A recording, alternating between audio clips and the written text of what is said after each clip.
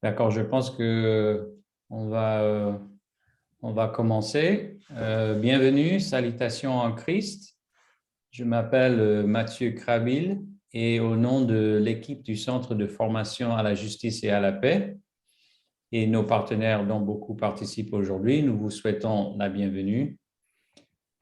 Soyez les bienvenus, nos frères et sœurs qui nous rejoignent du Québec, voilà, de la France, de la Suisse, du Congo, des Antilles, de la Côte d'Ivoire.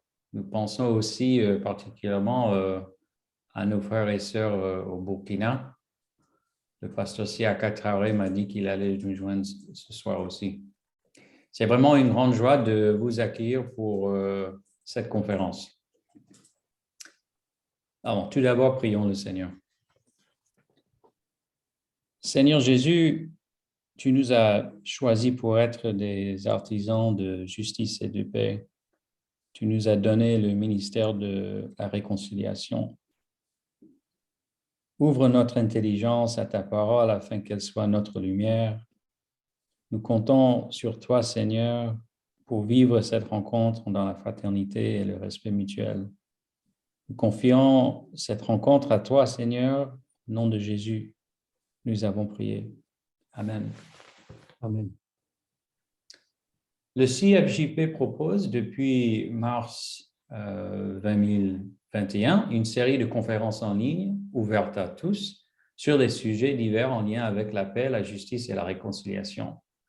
Ces conférences constituent la première étape de la réalisation des diplômes de maîtrise et de doctorat.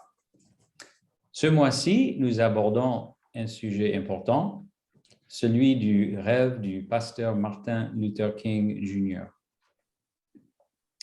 Notre objectif principal au cours de cette conférence est de souligner que face au racisme, à la violence et à la pauvreté, il est fondamental et urgent pour l'Église d'apporter et de rappeler l'actualité de ce message prophétique de King, de retrouver sa vocation de thermostat et non de thermomètre de la société.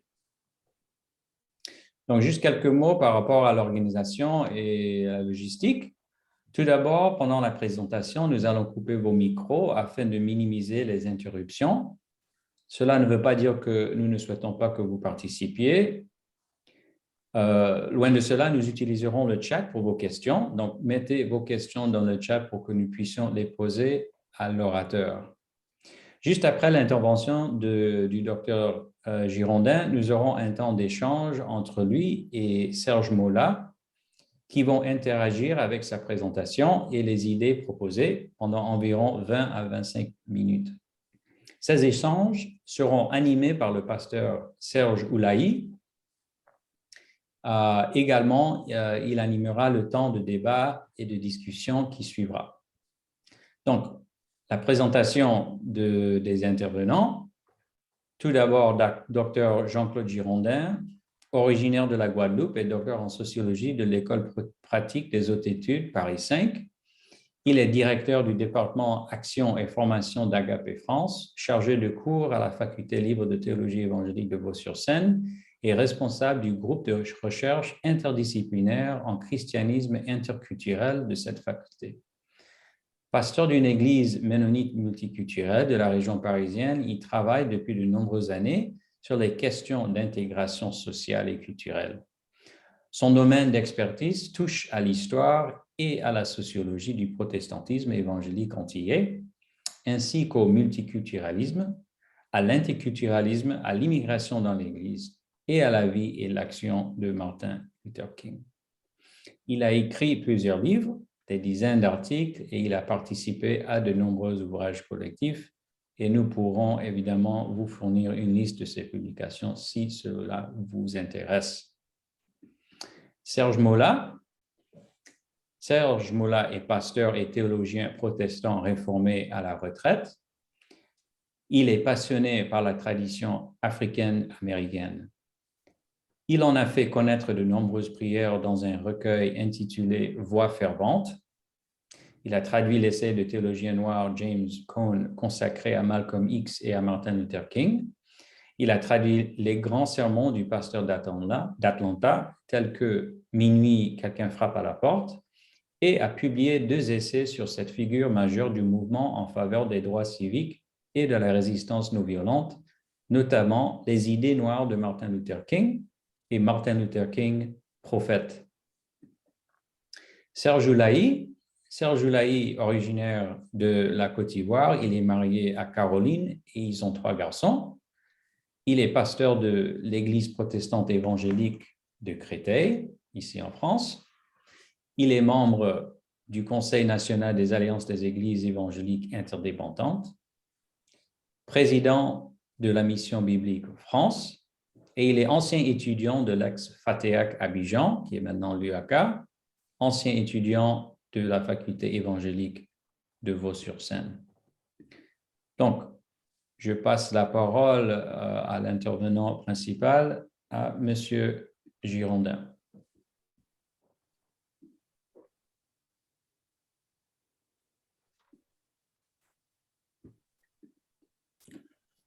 C'est un privilège pour moi d'être avec vous pour parler d'un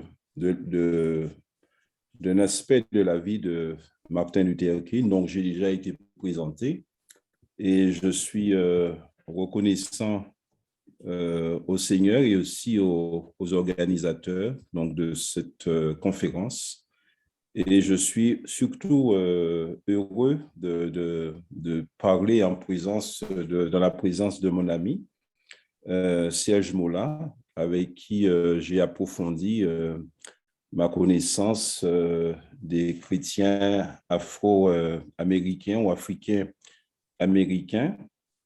Et nous avons eu bien sûr l'occasion, avec d'autres, d'essayer d'apporter une réponse à la violence, à l'injustice, au racisme, à travers le message de Martin Luther King. Ce soir, je voudrais donc évoquer avec vous ce rêve et bien sûr les dimensions de ce rêve. Martin Luther King dit la chose suivante: nous devons apprendre à vivre ensemble comme des frères, sinon nous allons mourir tous ensemble comme des idiots. Et dans son rêve, il dit: je fais le rêve que les hommes un jour se lèveront et comprendront enfin qu'ils sont faits pour vivre ensemble comme des frères. Je fais encore ce rêve qu'un jour, chaque noir, chaque homme de couleur dans le monde entier sera jugé sur sa valeur personnelle, sur son caractère, plutôt que sur la couleur de sa peau. Et que tous les respecteront la dignité, et que tous les respecteront la dignité de la personne humaine. Je rêve que mes 4 petits-enfants vivront un jour dans une nation où ils ne seront pas jugés sur la couleur de leur peau, mais sur la valeur de leur caractère. Je fais aujourd'hui un rêve.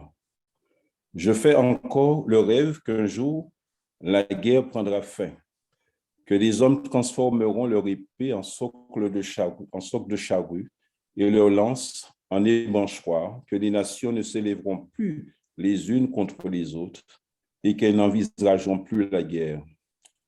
Oui, grâce à cette foi, nous serons capables de hâter le jour où la paix régnera sur la terre et la bonne volonté entre les hommes. Ce sera un jour merveilleux, les étoiles chanteront ensemble, les fils de Dieu pousseront des cris de joie. C'est quoi rêver? Frédéric de Connec, dans un ouvrage collectif où Serge participe aussi et d'autres personnes, s'indigner, rêver et s'engager avec Martin Luther King, et en sous-titre de l'indignation à l'action digne, l'exemple de Martin Luther King, Frédéric dit: rêver, c'est voir le possible. C'est aussi voir tout ce qui nous sépare aujourd'hui de ce possible. Rêver, ce n'est pas un moyen commode de se dédouaner des enjeux du présent. C'est se fixer un horizon, un cap, qui sert de guide pour notre action, pour notre vie de tous les jours. Rêver, c'est trouver la force de se mettre en marche, de se mettre en route. Donc, Martin Luther King a rêvé. Il avait un rêve d'humanité. Plus qu'un rêve, nous dit le théologien suisse, enfin, il est en face de nous, Serge Mola, il avait une vision prophétique. Le projet de sa vie, la finalité de son message et de son combat, c'était la vision d'une nouvelle fraternité entre tous les hommes, entre les Noirs et les Blancs en Amérique et au-delà, entre tous les peuples et les nations du monde. Ce rêve d'une communauté mondiale fondée sur la reconnaissance mutuelle et l'éradication de la guerre, de la pauvreté et du racisme était si important pour King qu'il y a consacré sa vie entière. Il a vécu pour ce rêve. Et c'est pour ce rêve qu'il est mort à l'âge de 39 ans, le 4 avril 1968. Le journaliste et théologien catholique Bruno Chenu, lui rendant hommage, dit « Il y a travaillé toute sa vie à son avènement ». En 1968, au congrès annuel des rabbins américains, Abraham Eshel, un ami et un soutien fidèle de King, fit cette déclaration.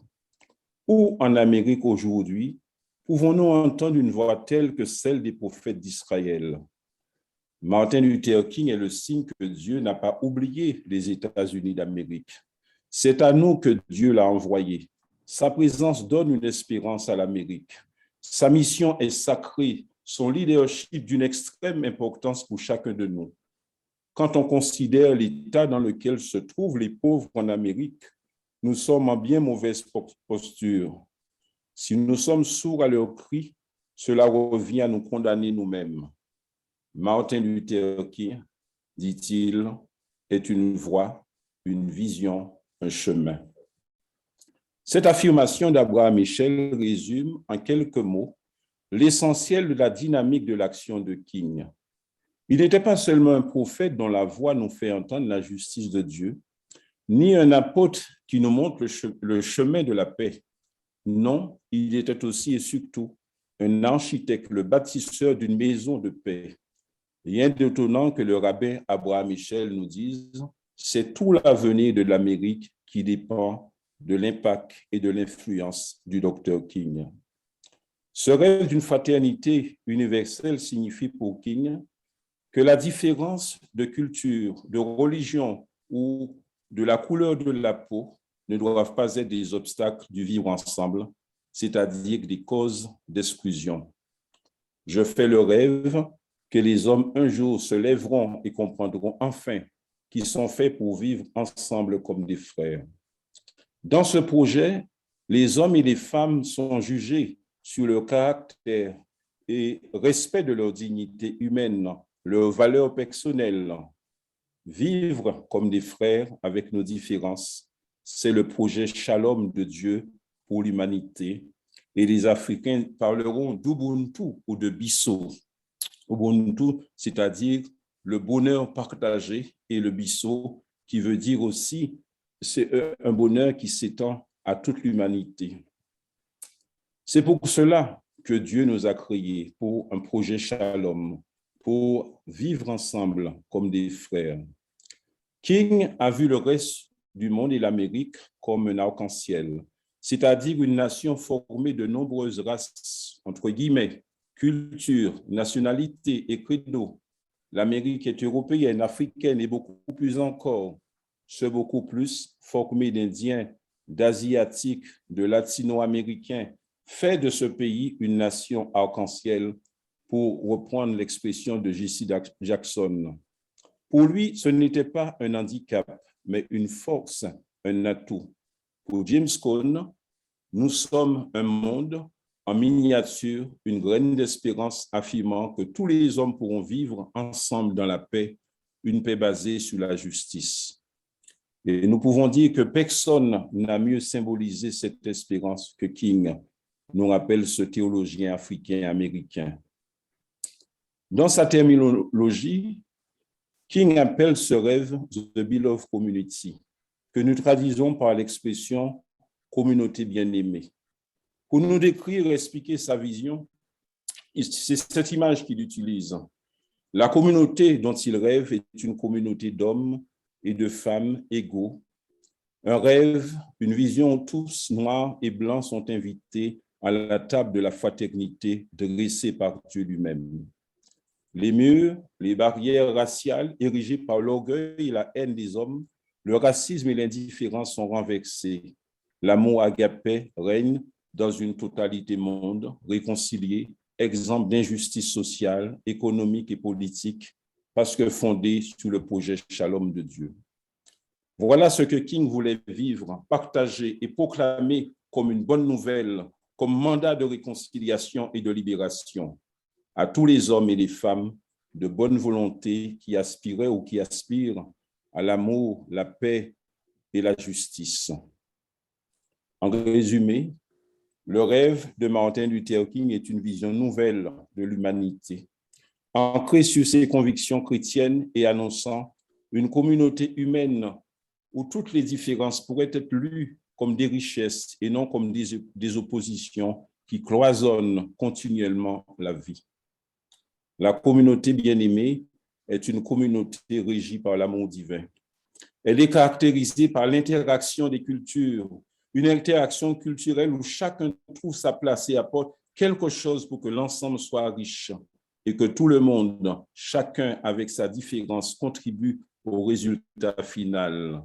Il s'agit d'un vivre ensemble de qualité. Et nous pouvons rapprocher aussi cela de ce que pense ou dit plutôt l'essayiste martiniquais Édouard Glissant quand il parle de créolisation du monde. Cette notion de communauté bien-aimée, nous la retrouvons chez plusieurs auteurs qui ont étudié la vie de King.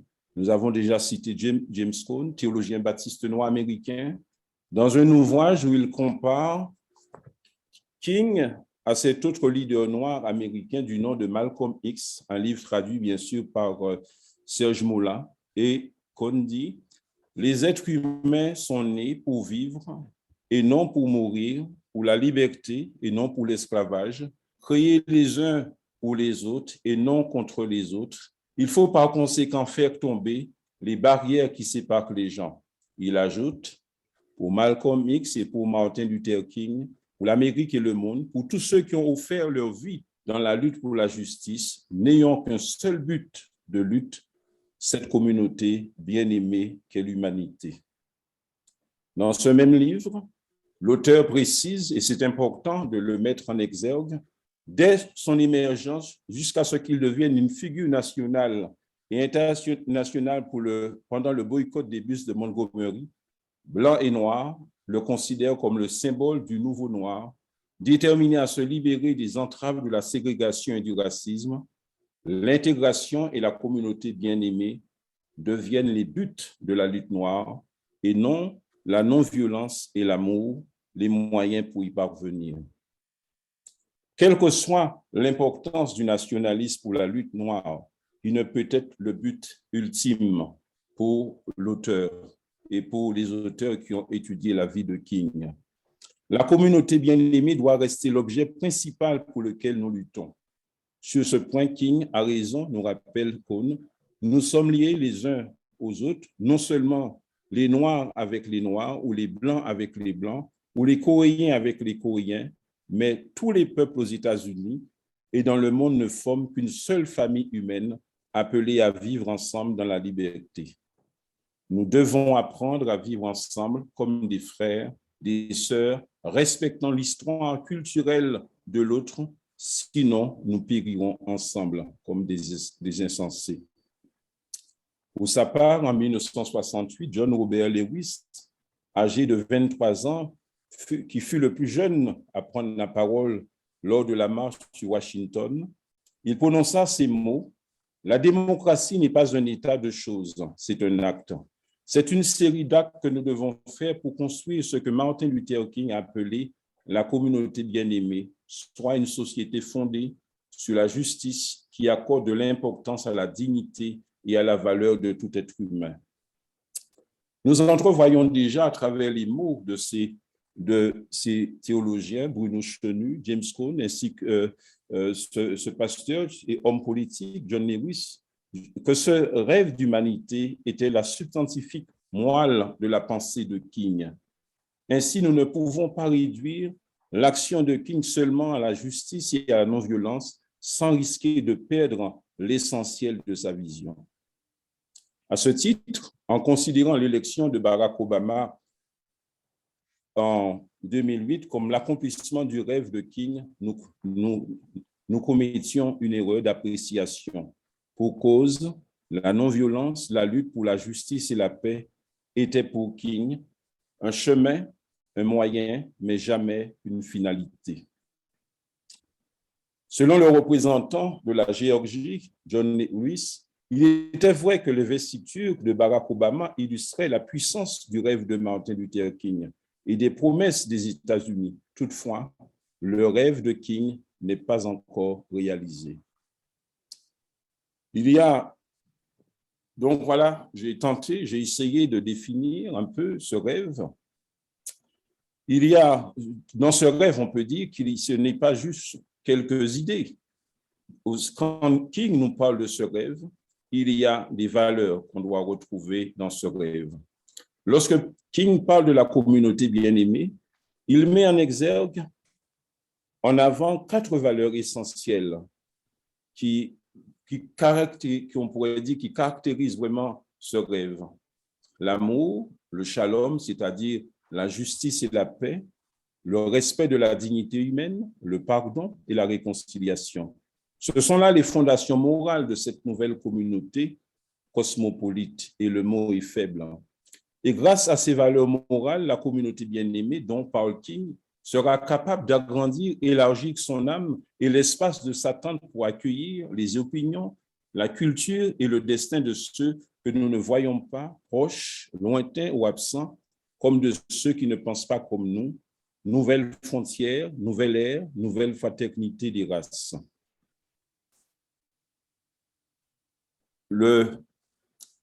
La première caractéristique du rêve de King, c'est l'amour.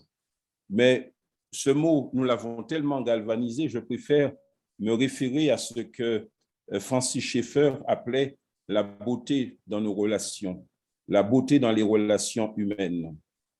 De façon absolue, King voit l'amour comme le premier élément constitutif de la communauté bien-aimée. Il fonde toute sa rhétorique théologique sur le pouvoir rédempteur de l'amour en vue du triomphe du bien. Et lorsqu'il dit, et lorsque nous découvrirons le pouvoir de l'amour, nous serons capables de transformer ce vieux monde en un monde nouveau. Dans la force d'aimer, il n'hésite pas à dire « Je suis convaincu que l'univers est contrôlé par un destin d'amour et que dans le combat pour la justice, l'homme a une compagnie cosmique. Derrière les apparences rudes du monde se cache une puissance bienveillante, c'est-à-dire l'amour. » C'est le thème qu'il évoque et traite le plus qu'avec celui de la justice. Dieu a 2 bras étendus, nous dit-il. L'un est assez fort pour nous entourer de justice, l'autre est assez doux pour nous entourer de grâce. Assez dur pour transcender le monde et assez tendre de cœur pour y vivre. Dans ses sermons, King souligne toujours l'importance, la puissance et l'intensité de cet amour de Dieu. Dieu opérant dans le cœur humain, qui transforme l'homme et l'invite à se dépasser. Suivre Jésus à la lumière du sermon sur la montagne, comme l'indique Martin Luther King, c'est nécessairement se situer dans une dimension nouvelle, l'adoption de nouveaux styles de vie, un véritable dépassement pour vivre ensemble par-delà les préjugés sociaux et raciaux et transcender les frontières. Pour King, Jésus nous invite à adopter d'emblée une attitude autre qui va beaucoup plus loin, qui peut nous sembler de la folie, même utopique, même irréalisable. Autant d'attitudes qui vont au-delà d'une égalité ou d'une justice sociale simplement humaine. Martin Luther King n'est pas parvenu à cette foi, sans réflexion et travail sur soi. À la recherche d'une théologie, voire d'une philosophie et d'une méthode compatible avec sa foi, King croisera la pensée du Mahatma Gandhi, dont il étudiera la vie et des enseignements, et qui vont non seulement le captiver par ses campagnes de résistance non violente, mais aussi le convaincre. C'est ainsi que dans son cheminement personnel et spirituel de militant, il découvre le concept gandhien de Satyagraha. Satya est la vérité qui correspond à l'amour et Graha est la force. Pour Gandhi, Satyagraha signifie vérité force ou amour force. Cette notion prit pour King une signification intime et profonde. Il lui permet aussi de comprendre que la doctrine chrétienne de l'amour enseignée par Jésus dans le Sermon sur la montagne est l'équivalent dynamique du Satyagraha, vérité et force, qui, mis en œuvre par la méthode gandhienne de la non-violence, est une des armes les plus puissantes dont puisse disposer un peuple opprimé pour sa liberté. Il confesse dans son livre « Combat pour la liberté », ce principe devint l'école directrice de notre mouvement. Il déclare alors: le Christ donnait l'esprit, la philosophie, la motivation et Gandhi fournissait la méthode. Bien sûr, vous le savez, peut-être déjà, en recourant à la langue grecque pour clarifier ses idées, il décline trois acceptions de l'amour. La première, l'amour éros, sorte d'amour esthétique ou romantique. La deuxième, l'amour philia, c'est l'affection entre amis. Et la troisième, c'est l'amour agapé qu'il qualifie de bonne volonté compréhensive, créatrice, rédemptrice envers tous les hommes. Cet amour ne tolère pas la discrimination entre les hommes et les femmes, les noirs et les blancs, les riches et les pauvres, les personnes dignes et indignes. King dit: à ce niveau, nous aimons les hommes, non parce qu'ils nous plaisent, non parce que leur façon nous attire, non pas même parce qu'ils possèdent quelque chose de l'étincelle divine. Nous aimons chaque homme parce que Dieu l'aime. Autrement dit, nous aimons la personne qui nous fait du mal, tout en haïssant le mal qu'il nous fait. L'amour agapé commence par aimer les autres pour leur bien et ne fait aucune distinction entre un ami et un ennemi. Il est tourné vers les deux. Il est l'amour qui cherche à préserver et à créer une communauté, une fraternité entre les humains en détruisant les barrières et les inimitiés raciales. L'amour agapé est cet amour qui voit les autres avec les yeux de l'éternité. Cet amour est plus que de la sympathie ou un sentiment d'affection. L'amour dont Jésus parle dans le Sermon sur la montagne, dit King, est un amour qui me rend capable d'aimer celui qui bombarde mon foyer, m'exploite, m'écrase sous l'injustice. Métaphoriquement, il est la lumière qui chasse les ténèbres et spirituellement la force qui m'aide jour et nuit à résister et accepter celui qui menace de me tuer et à qui, dans la force et l'humilité, j'oppose l'amour face à sa haine, sa violence et sa brutalité, et j'ajouterai même sa barbarie. Dans son sermon en 1963, « Aimez vos ennemis », publié dans La force d'aimer, King a évoqué le rôle primordial et inconditionnel de l'amour agapé dans la lutte pour la réalisation de la communauté bien-aimée. Ainsi, fort de cet amour, nous utiliserons chaque once de notre énergie, intelligence et émotion pour délivrer la société du cauchemar du racisme, de l'oppression et de la ségrégation. Toutefois, nous rappelle l'apôtre de la paix, nous n'abandonnerons pas en chemin notre privilège et notre obligation d'aimer. En abhorrant la ségrégation, nous aimerons les ségrégationnistes. Il n'y a pas d'autre façon de créer la communauté bien-aimée. Donc, on voit que pour King, une des valeurs fondamentales de cette communauté bien-aimée, c'est bien sûr l'amour. La deuxième valeur fondamentale de la communauté bien-aimée dans la théologie de King, c'est la justice, l'autre bras de Dieu. L'amour est l'un des pivots de la foi chrétienne, dit King. Il y a un autre aspect appelé justice. Se tenir du côté de l'amour, c'est toujours se tenir du côté de la justice. King ne les oppose pas, il les réconcilie. La résistance non violente se fonde sur la certitude que l'univers est maintenu par le gouvernement universelle et providentielle de Dieu lui-même, régie par une loi de justice et bien sûr une loi d'amour. L'action de Kim comme pasteur est tournée contre la pauvreté économique, l'oppression raciste et la violence et est empreinte d'un certain prophétisme social. Il était aussi convaincu qu'une des missions primordiales de l'Église est d'être une voix prophétique dans le monde pour dénoncer l'injustice et combattre l'oppression, la pauvreté, le racisme et la violence. Bien sûr, King s'inspire inlassablement du prophétisme biblique. Il fait référence à plusieurs prophètes de l'Ancien Testament comme Ésaïe, Jérémie, Amos. Mais lorsque King parle de la justice, il y a un verset qui est omniprésent et semble jouir d'une préférence spéciale. C'est Amos, le chapitre 5, verset 24. Que le droit jaillisse comme un cours d'eau et la justice comme un torrent qui n'arrête jamais de couler. Amos 5, 24 revient constamment dans ses discours et prédications, à la fois comme le refrain d'une chanson, d'un poème, le leitmotiv d'un roman et le thème d'une partition musicale, soulignant la justice comme l'une des valeurs intrinsèques et fondamentales de la communauté bien-aimée. Chers amis, dans la communauté bien-aimée, la justice est aussi une expression de l'amour agapé.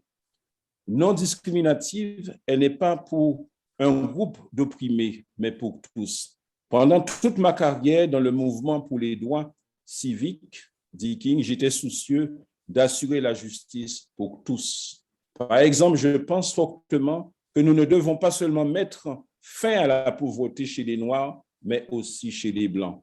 De même, j'ai toujours insisté sur le besoin d'assurer la justice pour tous dans le monde entier, car la justice est indivisible. Et l'injustice, où qu'elle se produise, est une menace pour la justice partout. Je ne resterai pas inactif quand je vois se dérouler une guerre injuste sans diminuer en aucune façon mes activités au service des droits civiques, tout comme le font des millions de Noirs et de Blancs au jour le jour. Oui, pour King, se tenir du côté de l'amour, c'est toujours se tenir du côté de la justice. Et dans sa lettre, la lettre de Birmingham, aux responsables religieux qui le traitent de fauteur de troubles, il répond « Toute injustice où qu'elle se produise est une menace pour la justice partout ailleurs. Nous sommes pris dans un réseau de relations mutuelles auxquelles nous ne pouvons échapper. Notre destinée commune est un vêtement sans couture. Ce qui affecte directement l'un de nous, nous affecte tous indirectement. » Ce texte d'Amos 5.24 permet d'affirmer qu'il considérait la justice comme une qualité intrinsèque, fondamentale de la communauté bien-aimée. Le droit et la justice sont les devoirs moraux qui l'ornent et l'embellissent. Quand il dévoile son rêve d'humanité en 1963, il affirme « Non, non, nous ne sommes pas satisfaits et nous ne serons pas satisfaits tant que le droit ne jaillira pas comme les eaux et la justice comme un torrent intarissable. » Soucieux de justice dans son discours, et maintenant, où allons-nous? Il déclare, nous ne sommes pas satisfaits tant que dans chaque hôtel de ville, le droit ne jaillira pas comme les eaux et la justice comme un torrent intarissable. Dans ses écrits, nous constatons d'une part une dénonciation de l'injustice dans la société américaine et d'autre part une critique ferme des églises, tant blanches que noires, pour leur silence et leur inertie contre le mal et l'indifférence à l'égard des pauvres et des noirs. La voix de l'Église contemporaine est souvent faible, dit King, inefficace et incertaine, des propos que peuvent illustrer deux citations tirées de la lettre aux chrétiens d'Amérique. La première est une critique du capitalisme qu'il compare au communisme fondé sur le relativisme éthique, un matérialisme métaphysique inacceptable aux yeux du chrétien. Et voilà ce qu'il dit. Le mauvais emploi du capitalisme peut conduire à une exploitation tragique. Cela s'est bien souvent produit dans votre nation. Je me suis laissé dire qu'un millième de la population contrôle plus de 40% de la richesse. Ô Amérique, que de fois tu as pris le nécessaire aux masses et accordé le superflu aux privilégiés. Si tu veux vraiment être une nation chrétienne, tu dois résoudre ce problème. Tu peux travailler dans un cadre démocratique pour améliorer la distribution des richesses. Tu dois employer tes puissantes ressources économiques à éliminer la pauvreté de la terre. Dieu n'a jamais voulu qu'un seul peuple, et on pourrait même dire qu'un seul individu, vive dans une richesse superflue et excessive, alors que les autres ne connaissent qu'une pauvreté abjecte et mortifère. Dieu désire que tous ses enfants jouissent des premières nécessités de la vie. Et précisément dans ce but, il a mis en ce monde plus que le nécessaire. C'est pourquoi je t'exhorte fermement à combler ce fossé entre pauvreté abjecte et richesse superflue. Quel sermon, quelle fermeté dans les propos de King. Deuxième citation, aussi intéressante et incisive, qui est une critique de la religion d'évasion, la religion mystique, d'acceptation, et où il affirme avec conviction: un prédicateur doit avoir le souci de l'être humain tout entier, pas seulement de son âme, mais de son corps. C'est très bien de parler du ciel, je le fais, car je crois fermement en l'immortalité. Mais il faut parler de la terre. C'est très bien de parler d'une longue robe blanche que nous revêtirons là-haut, mais je veux avoir de quoi m'habiller et me chausser dès ici-bas. C'est très bien de parler du pays où coule le lait et le miel au ciel, mais ici-bas, je veux avoir à manger. C'est même très bien de parler de la nouvelle Jérusalem, mais il va falloir un de ces jours nous mettre à parler de la nouvelle Chicago, de la nouvelle Atlanta, de la nouvelle New York, de la nouvelle Amérique. Et il dit: toute religion qui proclame son souci des âmes, sans se soucier des taudis qui dégradent les âmes, des conditions économiques qui les paralysent et des autorités locales qui peuvent les perdre, est une religion stérile et morte, une religion bonne à rien qui a besoin de sang neuf. À toutes ces injustices raciales, politiques et économiques, il affirme en citant son texte favori: oui, l'Amérique, la voix prophétique d'un Amos, reste nécessaire, que le droit jaillisse comme les eaux et la justice comme un torrent intérissable. Quelle fermeté aussi, là, chez King, parlant de la justice. Troisième caractéristique de ce monde nouveau, de cette communauté bien-aimée, c'est qu'il repose sur l'idée fondamentale que tous les hommes sont créés à l'image de Dieu. Nous avons dit que King avait un rêve d'humanité et que le rêve dont il parle, c'est au départ le rêve de Dieu lorsqu'il crée Adam et Ève pour cultiver et garder le jardin. Ce rêve brisé par leur désobéissance n'a pas été abandonné par Dieu, car Dieu ne se repent pas de ses dons et de ses appels. À travers l'œuvre de la rédemption, le rêve se poursuit, reprend vie, trouve souffle et mouvement dans le second Adam, Christ, pour la création d'un monde nouveau. Un monde recréé, une nouvelle humanité en Christ où les questions de race et de culture ne sont plus des obstacles pour le vivre ensemble, nous dit Paul dans le livre d'Éphésiens. Cette communauté bien-aimée, beloved community, est par essence le rêve d'un monde nouveau, une communauté de communautés, un peuple composé de tous les peuples avec des valeurs spirituelles et humaines. Le lecteur attentif de King aura remarqué que nous faisons abondamment référence à l'expression « rêve d'humanité » sur laquelle nous insistons, car dans la pensée de King, la notion d'humanité fondée sur l'image de Dieu est un concept éminemment important. C'est la raison pour laquelle Beloved Community et rêve d'humanité sont interchangeables. Lorsque King pensait ou parlait de la communauté bien-aimée, il pensait à l'enseignement de la parole de Dieu sur l'image de Dieu dans le livre de la Genèse. L'image de Dieu lui servait de point archimédien pour penser la Beloved Community. Il pensait également à la Constitution des États-Unis fondée sur un rêve du 4 juillet 1776, nous tenons pour évidence pour elle-même les vérités suivantes. Tous les hommes sont créés égaux, ils sont doués par le Créateur de certains droits inaliénables. Parmi ces droits se trouvent la vie, la liberté et la recherche du bonheur. Finalement, il avait aussi en mémoire toutes les injustices subies par les Noirs pendant des siècles d'esclavage et de ségrégation, alors que la Constitution disait « Les gouvernements sont établis parmi les hommes pour garantir que ces droits et leur juste pouvoir émanent du consentement des gouvernés. » On peut dire que si Martin Luther King avait été français, il aurait cité et interrogé de façon radicale la devise de la République française ou haïtienne, liberté, égalité, fraternité, et comme Aimé Césaire qui déclare « Il y a une civilisation française autour de laquelle nous ne nous retrouvons pas pleinement. Elle n'a pas été faite pour nous. Liberté, oui, égalité à peu près, fraternité, difficile à réaliser. » Les hommes sont égaux et d'égale dignité parce que créés à l'image de Dieu. Et pour celui qui regarde les autres avec les yeux de l'éternité, il n'y a pas de sous-homme. Une vérité que les esclaves noirs ont découverte en voyant dans le Christ celui qui devient le frère de l'esclave ou du noir rejeté, méprisé, lui offrant la possibilité de s'accepter et de reconnaître sa propre humanité. En 1963, King est convié par l'Association nationale pour la promotion des hommes de couleur, fondée en 1909 par Dubois, à partir de la grève de 1300 Hébreux noirs de la ville de Memphis, sous les bords du Mississippi.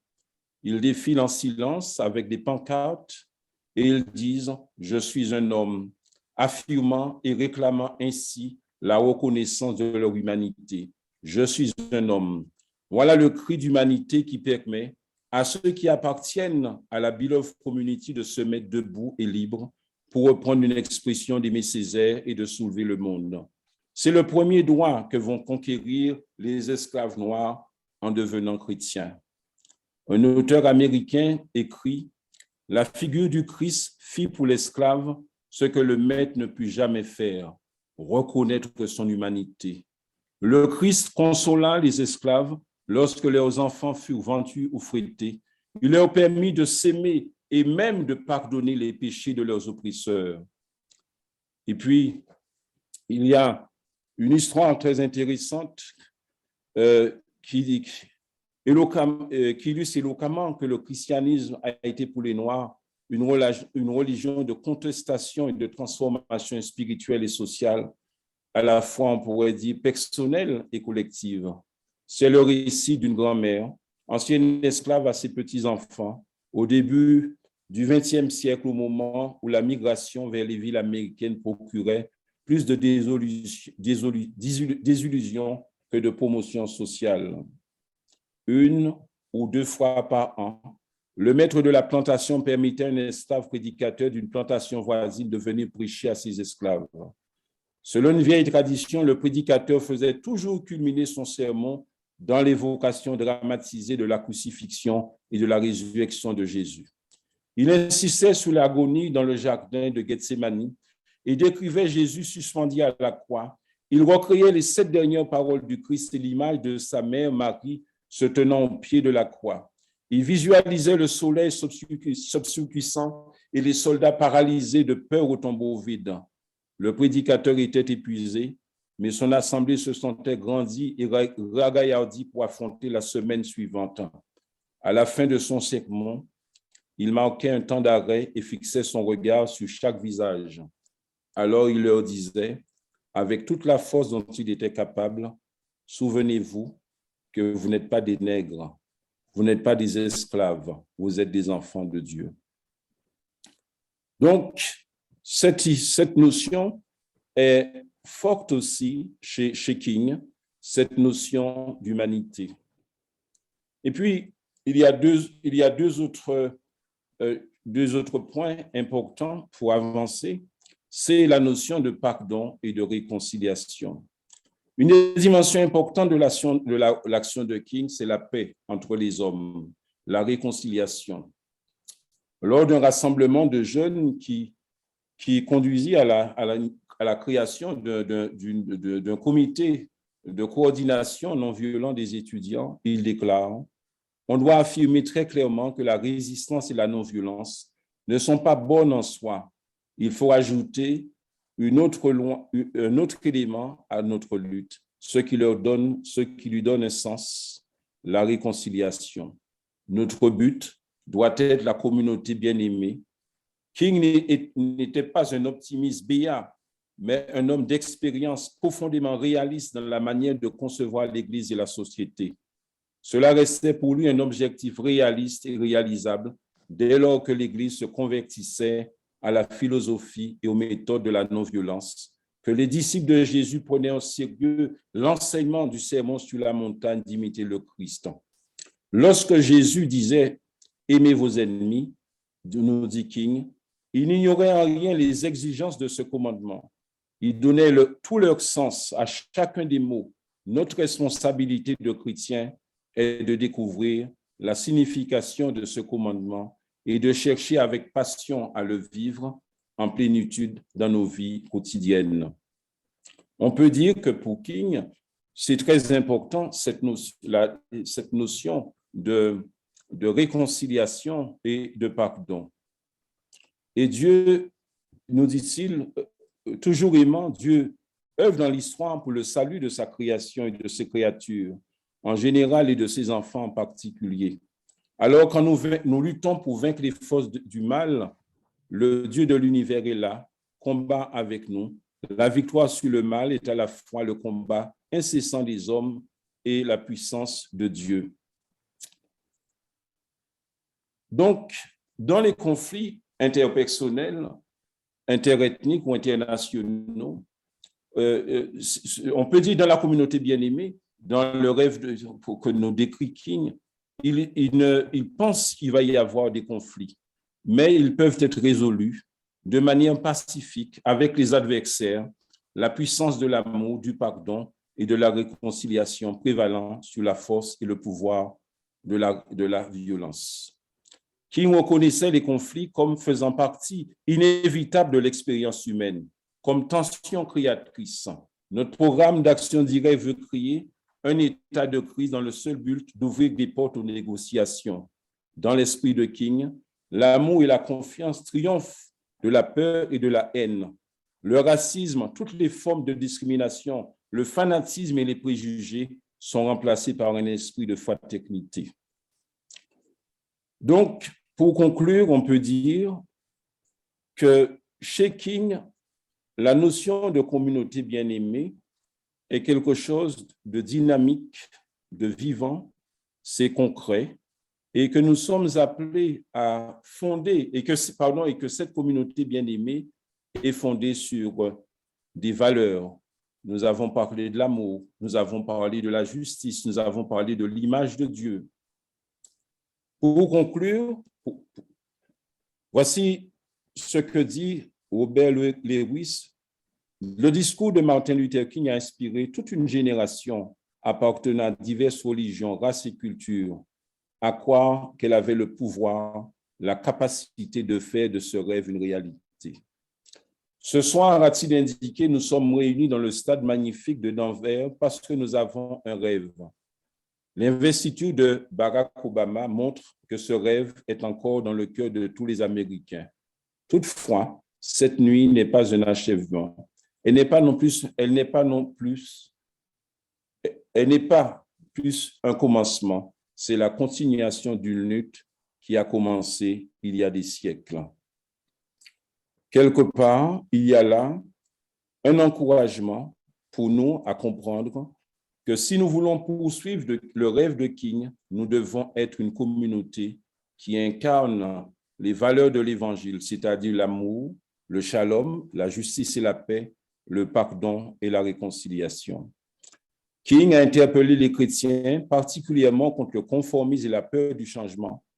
Nous ne devons pas être des thermomètres qui indiquent la température de la majorité, mais des thermostats qui transforment et règlent la température de la société.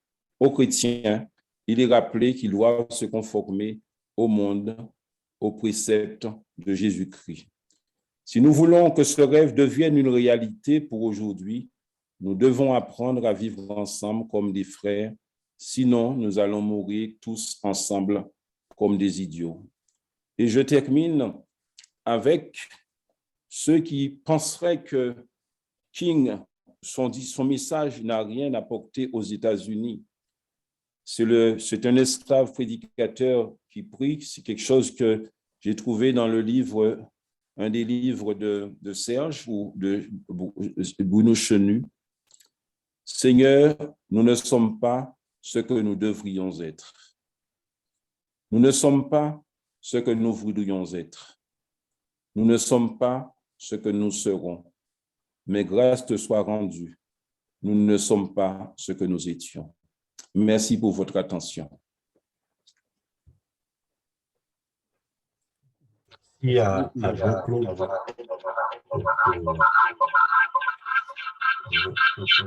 Merci, Dr. Girondin, pour cette présentation très, très, très riche.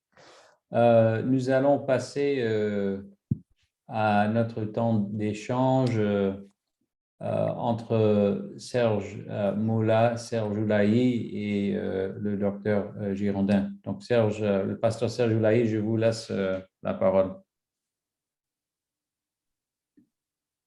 J'espère que vous m'entendez. Oui. Bonsoir. Moi, je me réjouis à chaque fois d'être à l'école de Jean-Claude. Aussi. Comme je suis aussi d'origine africaine, je dirais c'est un aîné. Un aîné dans l'apprentissage de cette grande thématique qui n'est pas que théorique. Et je veux me réjouir aussi ce soir de pouvoir écouter Serge Moula, en tout cas dans sa réponse à Jean-Claude. Et je donne toute la place à Serge Moula. Oui, d'abord, j'aimerais remercier évidemment Jean-Claude parce que non seulement il y a des paroles fortes dans ce que dit Jean-Claude, mais il y a une incarnation. On le sent très bien. Et ça, c'est évidemment d'une énorme importance.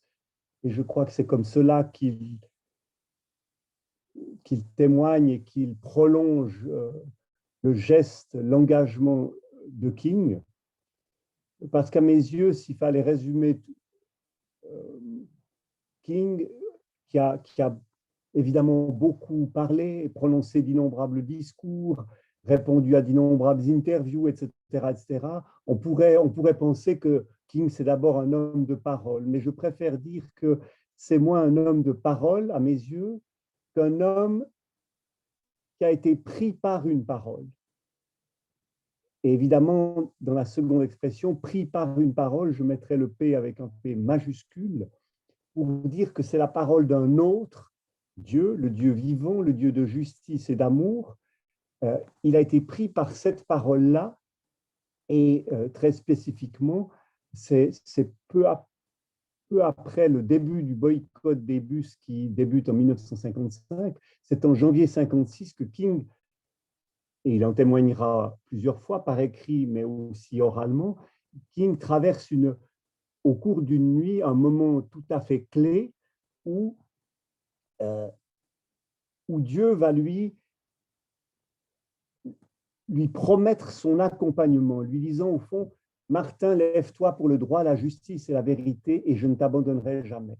Alors évidemment, il n'y a pas eu de témoin à ce moment-là, mais ce qui est intéressant, c'est que cet homme, à partir de ce moment-là, va tenir une position.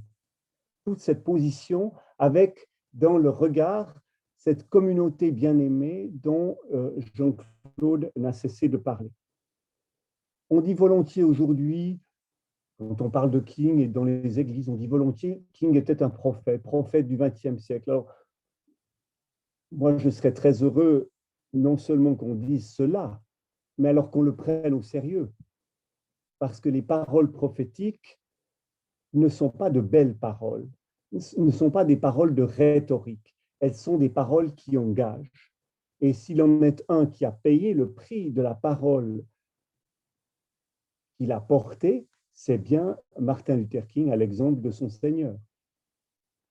Aussi, à mes yeux, et Jean-Claude nous l'a bien montré, le rêve n'est pas accompli parce qu'au fond, la communauté bien-aimée dont parle King et qu'a traduit, exemplarisé Jean-Claude, c'est au fond que ton règne vienne, que le règne de Dieu occupe tout l'espace et le temps.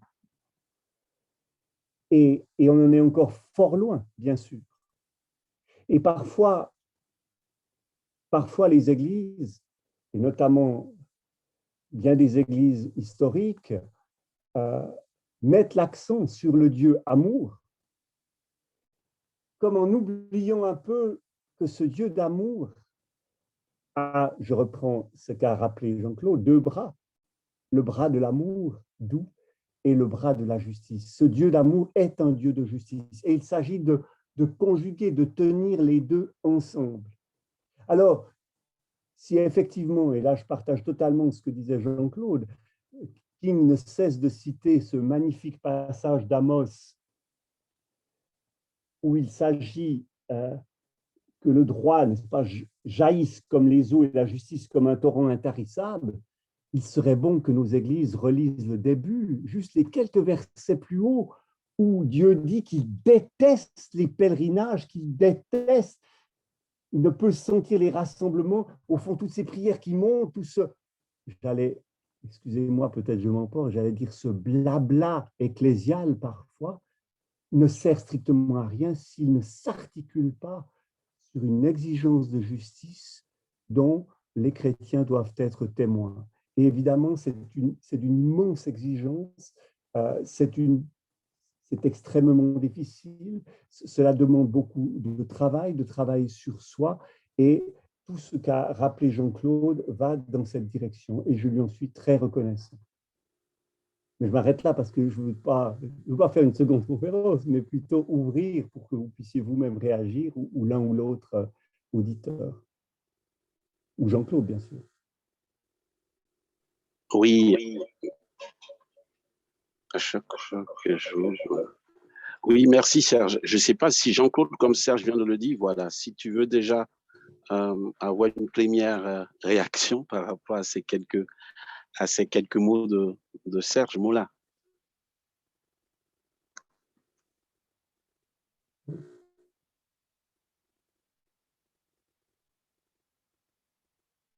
Jean-Claude, ton micro est coupé, je crois. Oui, on ne t'entend pas, Jean-Claude. Je voudrais déjà remercier Serge parce que on a en Guadeloupe à plusieurs reprises, Serge a été à mes côtés. Nous avons organisé des marches en Guadeloupe pour rappeler cette question d'amour et de justice.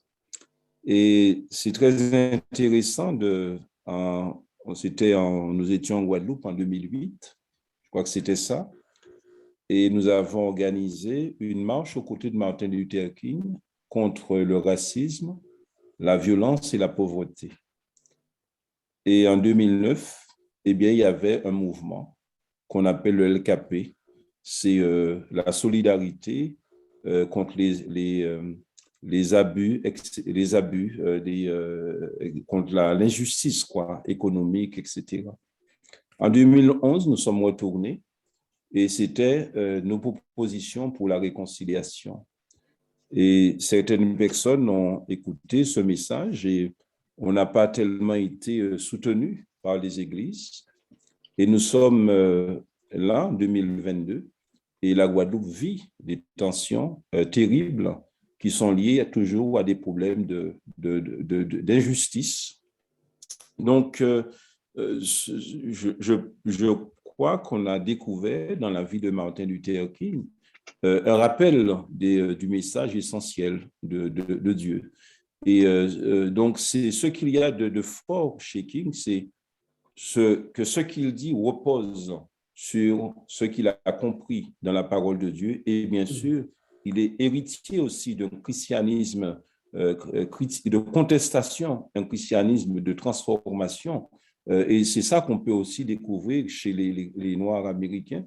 Et je peux dire aussi ce que j'ai appris en discutant souvent avec King, c'est que moi, j'avais une vision très négative des chrétiens américains qu'on voit à la télévision, toujours en train de chanter, toujours des choses qui ne sont pas sérieuses, enfin, on pourrait dire ça.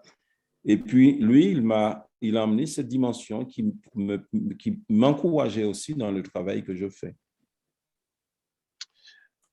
Merci pour cette première réaction.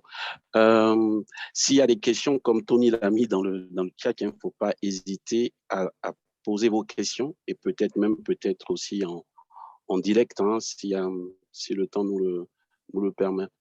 Moi, je veux juste vraiment encore retenir deux aspects assez forts de ton intervention, Jean-Claude, et puis une de l'intervention de Serge sur laquelle je peut-être ouvrir ce champ d'échange entre nous. Tu as dit, Jean-Claude, tout à l'heure dans la fin de ton exposé, est-ce que nous voulons poursuivre le rêve de King, hein? C'était assez fort comme interpellation. Et surtout que tu nous as expliqué que l'esprit du rêve de King, c'était le Christ qui lui donnait le cœur de son message, le cœur de son action. Donc, quelque part, est-ce que c'est le rêve de King ou c'est finalement, comme tu disais tout à l'heure, Serge, est-ce que c'est finalement la parole du Seigneur, du Christ dans cette incarnation qu'a été King à cette période de l'histoire? Je peux répondre, mais aussi Serge pourra aussi répondre. Quand on regarde l'histoire de la théologie, tout ce que nous avons comme doctrine, un certain nombre c'est des hommes qui ont conceptualisé des aspects des vérités bibliques. Et je pense que King conceptualise quelque chose d'important, c'est-à-dire quelle est la vision de Dieu, quel est le rêve de Dieu pour eux. Et là, je pense que ce qu'il cherche à faire, et on le voit à travers son message, c'est que pousser les gens à adopter ou à changer d'imaginaire. Donc, je crois que c'est la notion de rêve, c'est ça. Mais au fond, King contextualise son message, c'est-à-dire que dans ce qu'il dit, c'est la vision de Dieu pour l'humanité. Donc, ce n'est pas quelqu'un qui est niais, qui parle de rêve, etc. Mais il passe par ce que comprennent les Américains. Donc, il parle de rêve, mais j'insiste encore, c'est une question de vision. Et je pense aussi que pour les Noirs américains, c'était important de changer d'imaginaire parce qu'ils avaient l'imaginaire cassé après après l'esclavage, après la ségrégation. C'était des gens, on pourrait dire, aliénés. C'était des gens qui avaient subi toutes sortes de violences, mais pas seulement une violence au niveau physique, au niveau corporel. C'était une violence psychique. Donc, ce message devrait les toucher quelque part où il y a de l'énergie et bien sûr par l'Esprit de Dieu. Donc, c'est pour ça que la notion de rêve est quelque chose, moi je dirais, c'est très important de parler de rêve parce que cela nous saisit dans notre imagination, là où il y a de l'énergie, quoi.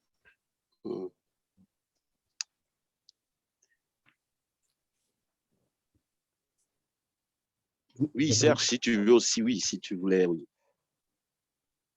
Oui, sans aucun doute. Jean-Claude est parti du fameux I Have a Dream qui nous a relus et dont la force, j'allais dire, est aussi grande aujourd'hui que hier. Ce qui est intéressant, c'est que l'impact de ce discours, il tient, je crois, notamment justement au fait qu'à la fois King sait qu'il y a ce rêve américain partagé par l'ensemble des Américains, et puis il le lie, il le mêle au rêve qui est encore beaucoup plus ample, dont parlent justement les prophètes bibliques. Et tout à coup, à une dimension un peu horizontale, il ajoute une verticalité absolument fondamentale. Et non seulement il fait cela, mais il en paye le prix. Il montre que lui-même est une part de l'Église noire, c'est-à-dire des milliers d'hommes et femmes dont l'histoire n'a peut-être pas retenu le nom, mais qui ont été des témoins, qui ont payé de leur personne pour justement affirmer ces valeurs fondamentales que recèle le rêve.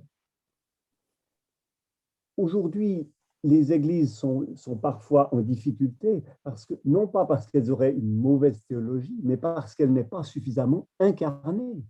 Les paroles sont fortes, mais l'engagement ne l'est pas suffisamment. On parle beaucoup d'immigration, on dit il faudrait faire ceci, il faudrait faire cela, mais où sont les églises sur ce terrain-là? Quel prix sont-elles d'accord de payer? Et je n'ai évidemment pas les réponses à cela, mais l'exemple d'un King nous montre,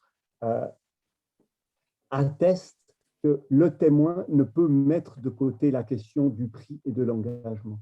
Très souvent, on pose encore aujourd'hui, et ça traverse déjà souvent la théologie, la question de la foi. Est-ce qu'il faut opposer la foi et la politique, n'est-ce pas? Alors, voilà. Alors, on pourrait se dire, est-ce que mais j'ai envie de dire, revenons là encore, avec King, à l'écriture. Il y a un exemple magnifique avec Jésus, pas, où on veut le coincer sur la question de la loi. Alors on dit, est-ce qu'il faut payer l'impôt à César? C'est toujours le texte qu'on cite sur la question foi et politique. Est-ce qu'il faut payer l'impôt à César? Alors, que fait Jésus? Il demande à ce qu'on lui montre une pièce d'argent, et il dit, au fond, quelle est l'image sur cette pièce? Alors, c'est évidemment, elles sont frappées, c'est l'occupant romain, elles sont frappées à l'image de César. Donc, rendez à César ce qui est à César. Et si on s'arrêtait là, tout serait simple. Mais Jésus ajoute, et à Dieu ce qui est à Dieu. Alors, qu'est-ce qui est à Dieu? Et pourquoi est-ce que les interlocuteurs de Jésus se rendent compte qu'ils ne peuvent pas le coincer? Parce que si ce qui est à l'image de César va à César, ce qui est à l'image de Dieu va à Dieu. Or, qu'est-ce qui est à l'image de Dieu? Et ce que nous a rappelé Jean-Claude va dans ce sens. Ce qui est à l'image de Dieu, c'est l'humain. Donc, ce n'est pas une part de l'humain, ce n'est pas un petit segment de sa pensée. Non, c'est l'entier de l'humain. Donc, rendre l'humain à Dieu, lui rappeler de façon fondamentale qu'il est enfant de Dieu. Alors, évidemment, du coup, la question est-ce qu'on paye l'impôt ou pas, elle est presque sans importance. Parce que rendre à Dieu ce qui est à Dieu, c'est une lutte, c'est un engagement de tous les jours. Et cela, King l'a simplement vécu au quotidien. Justement, il y a peut-être une question déjà dans le chat, hein, si je peux, hein, Mathieu, c'est ce temps d'interaction aussi avec les questions qui nous viennent. L'une des questions, c'est justement de savoir de quelle justice parlons-nous. Hein, la question dit clairement, il s'agit de la justice distributive, la justice sociale ou une autre forme de justice. Oui, attendez.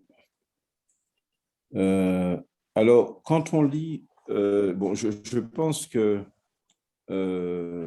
les exemples, hein, j'ai cité quand même ce que King dit par rapport à la manière de s'habiller, à la question de la pauvreté. Donc, on voit que King parle de justice sociale, de justice économique.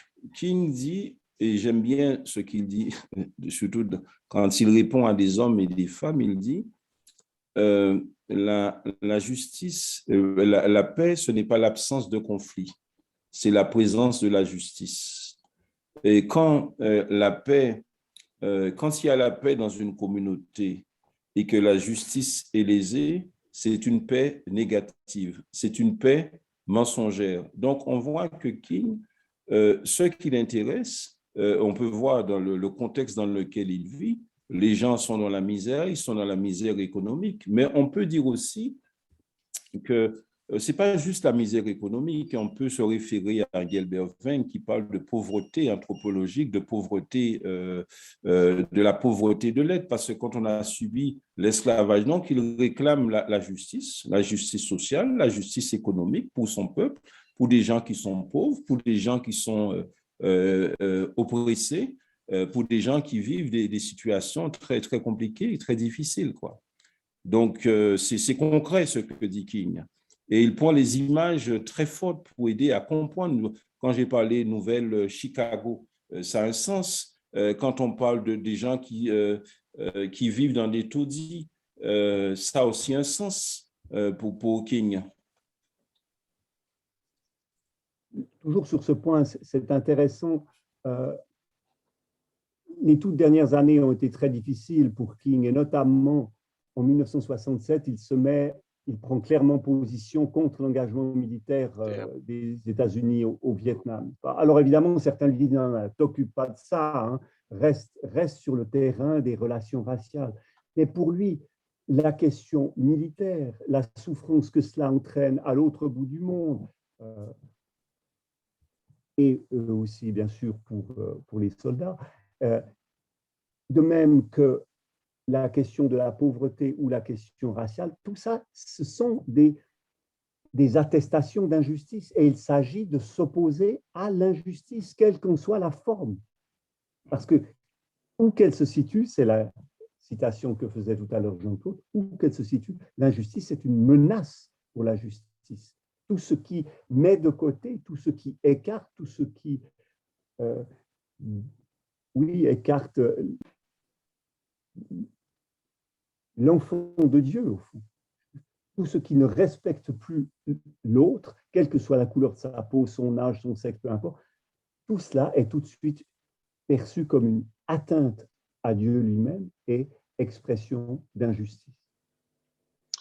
En même temps, comme tu le disais tout à l'heure, Jean-Claude, et aussi Serge, tu l'avais relevé tous les deux, il y a eu quand même chez King comme une forme d'onction, hein, et je crois que vous l'avez relevé tout à l'heure, Serge Moula, dans cette expérience qu'il a vécue toute seule, avec on va dire, cette investiture presque spirituelle de Dieu. Et je fais ce lien avec la question qui va venir. Est-ce qu'on peut s'engager dans ces questions-là sans qu'il y ait une conviction, sans qu'on soit porté par quelque chose de viscéral? Et donc, la question qui vous est posée dans le cas, c'est finalement, en termes concrets, quelles sont les méthodologies pour faire vivre ce rêve de la communauté bien-aimée? Est-ce que, comme Jean-Claude, tu l'as dit, est-ce que c'est ces 4 articulations, mais comment les articuler de façon concrète? Je ne sais pas si vous avez une réponse déjà toute faite, mais en tout cas, c'est la question qui est là. Dans les écrits de King, il y a quelque chose de très important. Il dit finalement qu'il n'y a pas qu'un seul moyen pour combattre l'injustice. Donc, on voit que souvent, quand on combat l'injustice, on veut opposer les méthodes. King, lui, il essayait toujours de faire une synthèse, finalement, dans son approche des choses. Il n'est pas entré en conflit avec les gens qui combattaient la justice à travers les procès, etc. Il a compris à un moment que c'était important. Par exemple, quand on lui dit, mais à quoi sert une loi? King dit, une loi, eh bien, une loi n'obligera pas un blanc à m'aimer, mais il l'empêchera de me lyncher. Donc, on voit là l'intelligence de King dans sa manière de présenter les choses. Donc, ça, pour moi, ça c'est important. Donc, King profitait de l'expérience des uns et des autres. Et je pense aussi que les appels sont différents. Et une des choses importantes, alors, ce qu'on voit chez King, pour moi, c'est 3 choses que nous avons mis dans le petit livre. C'est King s'indignait, il avait un projet et il s'est engagé. Et quelque chose de fondamental chez King, c'est la question c'est le lien entre les moyens et la fin. Et c'est pour cela que dans ce petit livre, j'aime bien ce titre qui a été proposé par Serge, de l'indignation à l'action digne. Et la question que nous devons nous poser, quelles sont les actions dignes que nous pouvons mener pour combattre l'injustice, combattre la pauvreté dans notre pays? Moi, je suis en en France hexagonale. En ce moment, les choses sont très graves en Guadeloupe, beaucoup de violence. Et au début, j'avais une certaine crainte pour écrire, pour prendre position. Je voyais ce que faisaient les uns et les autres. Mes amis dans des églises ont créé un collectif pour écrire. Et en même temps, je me dis, je peux faire quelque chose. Et ce que j'ai fait, c'est que j'ai écrit au préfet, j'ai écrit au président de la région, j'ai écrit à tous les maires, tous les sénateurs, tous les députés.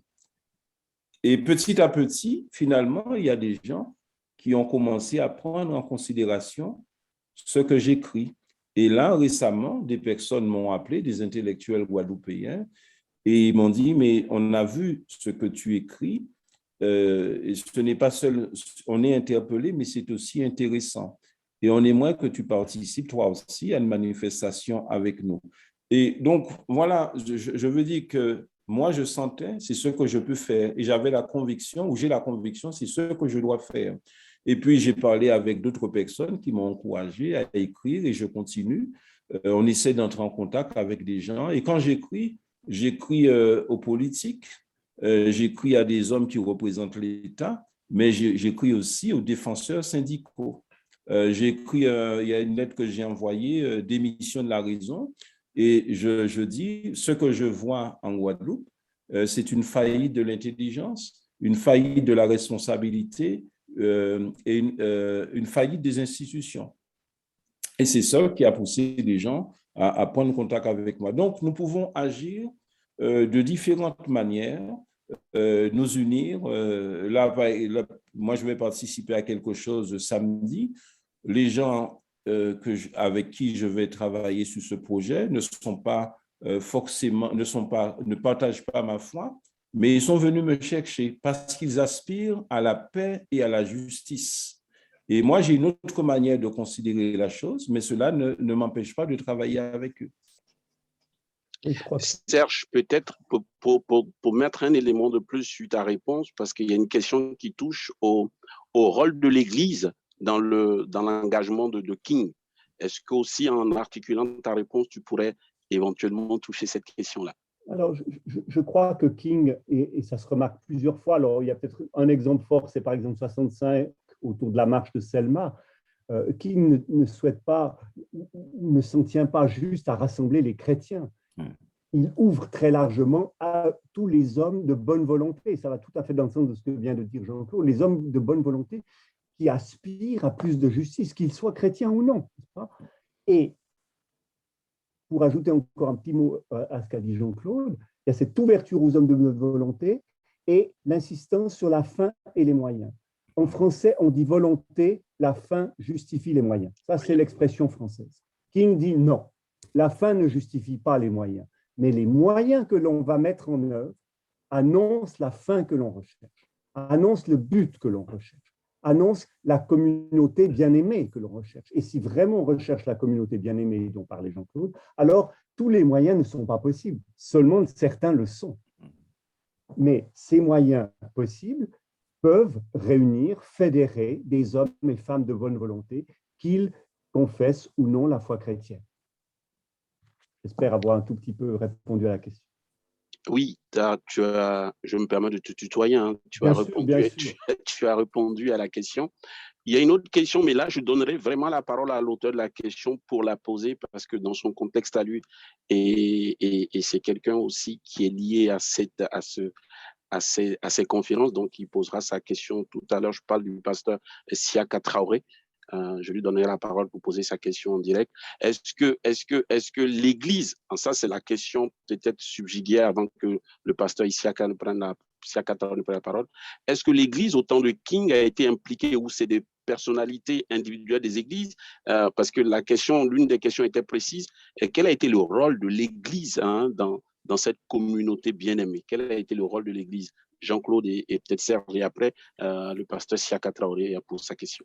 Je laisse Serge répondre. Oui, alors, on dit volontiers l'Église noire comme si c'était une entité au singulier, comme si c'était une entité unique, etc. Alors qu'évidemment, quand on dit l'Église noire, on parle de différentes dénominations et notamment évidemment les baptistes, puisque King était un pasteur baptiste. Mais alors l'Église noire a été très engagée, je dirais la branche militante de l'Église noire. C'est peut-être une dizaine de pourcents, mais c'est évidemment le levain qui fait lever la pâte. Hein. Alors, bien sûr, il y a des tas d'églises, il y a des tas de communautés, il y a des tas de ministres qui ne se sont pas engagés, mais il y en a beaucoup personnellement et collectivement qui se sont engagés. Et notamment, lorsque le boycott des bus commence en 1955, ce sont clairement les églises noires de Montgomery qui s'y engagent. À Birmingham, c'est également un ministre local de Birmingham qui était déjà très, très engagé, qui a engagé avec lui la communauté. Et donc, il y a toute une part de l'Église militante, la branche militante de l'Église noire qui s'est trouvée sur le terrain pendant des années, qui a multiplié les engagements, et il ne faut jamais oublier qu'avant les marches, avant les manifestations, il y a toujours des heures passées dans les églises à chanter, à prier, à méditer les textes des évangiles et des prophètes, à lire ou relire parfois les enseignements de Gandhi. Il y a des ateliers, il y a le rôle aussi des chants. Et quand je dis chants, ce sont à la fois les hymnes, les hymnes du dimanche, hein, ce sont les Negro Spirituals, ce sont les gospel songs, ce sont aussi des chants composés dans cette période-là et des chants qui réaffirment l'essentiel. On chante « Je ne bougerai pas comme un arbre planté au bord de la rivière », donc on est en train de chanter quasiment le psaume, on est en train de chanter les affirmations de foi, on est en train de chanter l'espérance qui indique justement l'au-delà, la communauté bien-aimée recherchée. Donc clairement, oui, une part militante de l'Église noire a été engagée très très fortement sur le terrain. Merci Serge. Serge, je ne me rappelle pas très bien, mais de cette citation de Jean 1, au commencement était l'Église noire. L'Église noire, tu te rappelles? Oui, il faut que je sorte le livre pour l'avoir sous les yeux.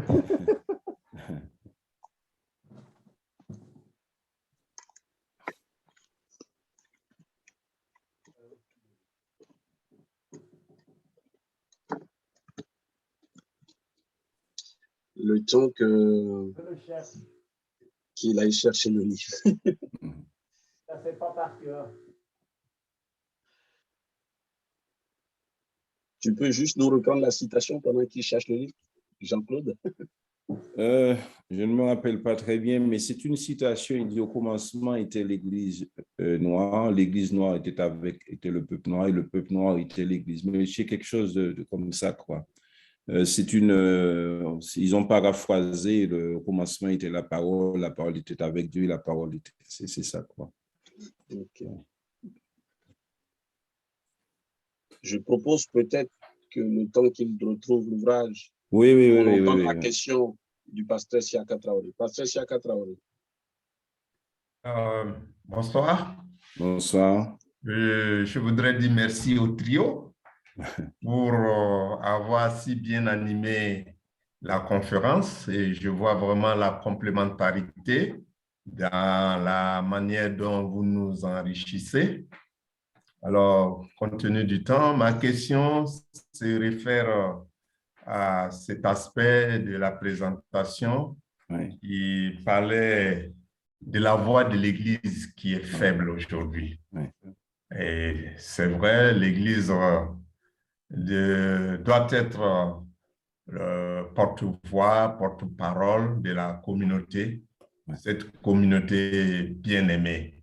Mais je me demande, est-ce que l'Église même ne s'est pas en quelque sorte condamnée ou restreinte lorsqu'on parle de la séparation de l'Église et de l'État?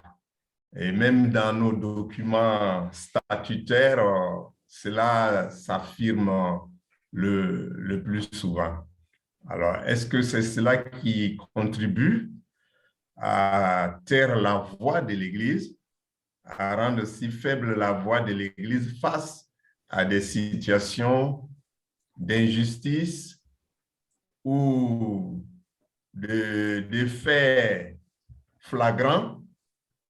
Et comme je le disais dans ma question, par rapport aux églises évangéliques, nous voyons que l'Église catholique est prompte à dénoncer l'injustice, le mal dans nos pays, dans nos sociétés. Et même ici, souvent, les musulmans, ils prennent le devant et les évangéliques viennent toujours après. Est-ce pour vouloir plaire aux autorités ou est-ce par peur? Bon, c'est une question qui m'est venue par rapport à cette réalité de la voix faible de l'Église. Merci. Moi, je ne dirais pas que pour combattre l'injustice, que l'Église a besoin de revenir sur sa position de la séparation de l'Église et de l'État, mais de s'interroger sur la compréhension de sa mission. Et je pense que dans ce que tu dis, frère, ce qu'on peut observer, c'est que l'Église a souvent minimisé ou peut-être n'a pas tellement développé ce christianisme prophétique. Ce christianisme prophétique qu'on voit, bien sûr, dans l'Ancien Testament, mais qu'on voit aussi dans la vie de Jésus. Et nous avons suffisamment d'éléments pour nous engager dans un christianisme prophétique. Ce qu'on voit dans nos églises, c'est plutôt un christianisme d'évasion que condamne fermement un de vos théologiens, c'est Kamana. Il dit comment l'Église peut-elle chanter et danser alors que des gens meurent. Il y a ce christianisme d'acceptation que nous avons développé. On fuit le monde, si vous voulez, et alors qu'au contraire, nous sommes appelés à nous engager. Donc, je crois que c'est plutôt cette dimension. Et puis, souvent, c'est de dire que l'Église ne fait pas de la politique. Alors, tout dépend quelle définition qu'on donne à la politique. Mais si on comprend que la politique, c'est le bien de la cité, si on comprend que c'est de protéger surtout les gens les plus vulnérables, hein, les plus fragiles dans une société, il me semble qu'on comprend aussi que l'Église a aussi un message politique. Il a un message prophétique, mais aussi un message politique pour le vivre ensemble, qui est fondé sur la question de la justice, qui est fondé sur la question de la paix. Moi, ce que j'ai trouvé de beau chez ce qu'on appelle la philosophie bantou, c'est le concept d'Ubuntu et de Biso en Lingala. L'Ubuntu, c'est cette notion de communauté, mais c'est notre manière de vivre notre humanité, mais c'est aussi la recherche du bonheur partagé. Et ça, c'est le shalom. Qu'il y ait la justice, qu'il y ait la paix. Et quelque part, en lisant un peu autre chose chez vous, dans le concept de Biso en Lingala, qui veut dire pas seulement le bonheur partagé pour ma communauté, pour mon pays, mais c'est le bonheur partagé pour l'ensemble de la planète. Donc, il y a dans le christianisme, dans le message de l'Évangile, un christianisme de contestation, de transformation sociale, une dimension prophétique que nous avons minimisée dans notre manière de faire. Et je donne juste un exemple. Pendant longtemps, dans ce que je faisais, tout le monde sait en Guadeloupe que je suis chrétien, mais on a organisé un certain nombre de choses, mais ces derniers temps, j'ai été pour dire aux gens, je suis chrétien et je veux travailler avec vous parce que je vois un certain nombre de choses qu'on peut changer dans cette société. Et j'ai été voir un ancien maire, j'ai été voir plusieurs personnes et ils m'ont dit, mais il y a des valeurs dans l'Évangile alors ce ne sont pas forcément des chrétiens, encore je le répète, mais les valeurs de justice. Quel livre qui parle mieux que la Bible de la justice? Quel livre qui parle mieux de la paix que la Bible? Quel livre qui dénonce? Quand on lit les prophètes, Alors, peut-être aussi, bon, là, je caricature un peu, les évangéliques, eh bien, ils ont segmenté la Bible et finalement, ils ont oublié qu'il y a toute une tradition prophétique dans la Bible. Et cette tradition, elle est importante. Donc, voilà comment je peux répondre. Et il est urgent pour nous, chrétiens, de retrouver ce message prophétique, ce message de transformation sociale, de contestation sociale, et fuir, si vous voulez, ce christianisme d'évasion et mystique. Okay. Merci. Je laisse la place à d'autres. Et je pense qu'on va se retrouver bientôt à Abidjan. On va en parler davantage. En tout cas, cette question, elle est toujours un peu à la lisière de l'engagement social, de l'engagement dans la justice et dans la paix, puisqu'il y a toujours ce doigt pointé qui dit toujours aux personnes qui veulent s'engager, ah, là, vous avez franchi le pas, là, vous êtes allé en politique. Et on ne sait pas trop souvent quelle est la cloison, est-ce que même il y a une cloison. Est-ce que dans le parcours de King, il me semble que peut-être, est-ce qu'il a été indexé de politicien? Parce que oui, parfois, c'est… Oui, Serge, oui. Les critiques n'ont pas manqué à l'endroit de King. Alors, il s'est fait taxer de communiste, il s'est fait taxer de politique, il s'est fait évidemment dénoncer extrêmement violemment lorsqu'il a pris position contre la guerre du Vietnam. On lui a dit, mais attendez, ça, c'est pas votre sujet, occupez-vous du spirituel. Mais de nouveau, lorsqu'il y a atteinte à un enfant de Dieu, la question, est-ce qu'elle n'est pas politique, sociale ou je ne sais quoi? Il s'agit de témoigner du Christ. Et de nouveau, est-ce que les églises doivent avoir le verbe plus haut ou est-ce qu'elles doivent davantage témoigner du verbe, ce qui est autre chose? C'est pas seulement dans le discours, parce que le discours, très souvent, il est assez souvent là, j'ai envie de dire. Si je pense à mon propre pays, excuse-moi, ce tout petit pays qu'est la Suisse, etc., et évidemment, en Suisse se pose aussi la question de l'immigration, alors peu ou prou comme ailleurs, enfin peu importe, mais si les églises disent « Ah, il serait bon que le gouvernement accueille plus d'étrangers en Suisse, etc. » Mais c'est très joli de dire ça, mais ça ne coûte rien à l'église.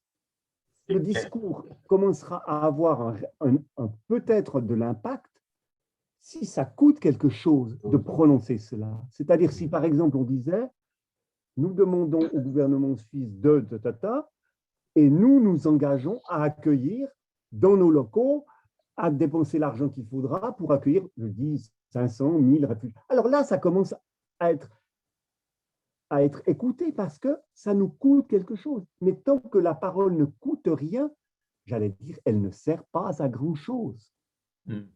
Et c'est ça qui est intéressant chez un King, c'est qu'il ne donne pas des leçons, il invite, il engage, il enjoint, il propose, mais surtout, il paie de sa personne.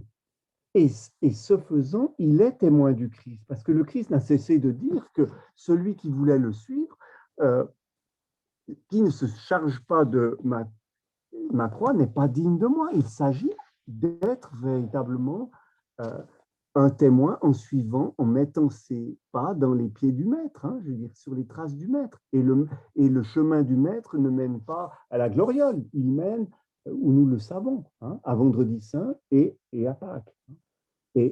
Mais cet engagement-là est fondamental et c'est cet engagement-là qui donne du poids aux paroles prononcées, notamment contre l'injustice.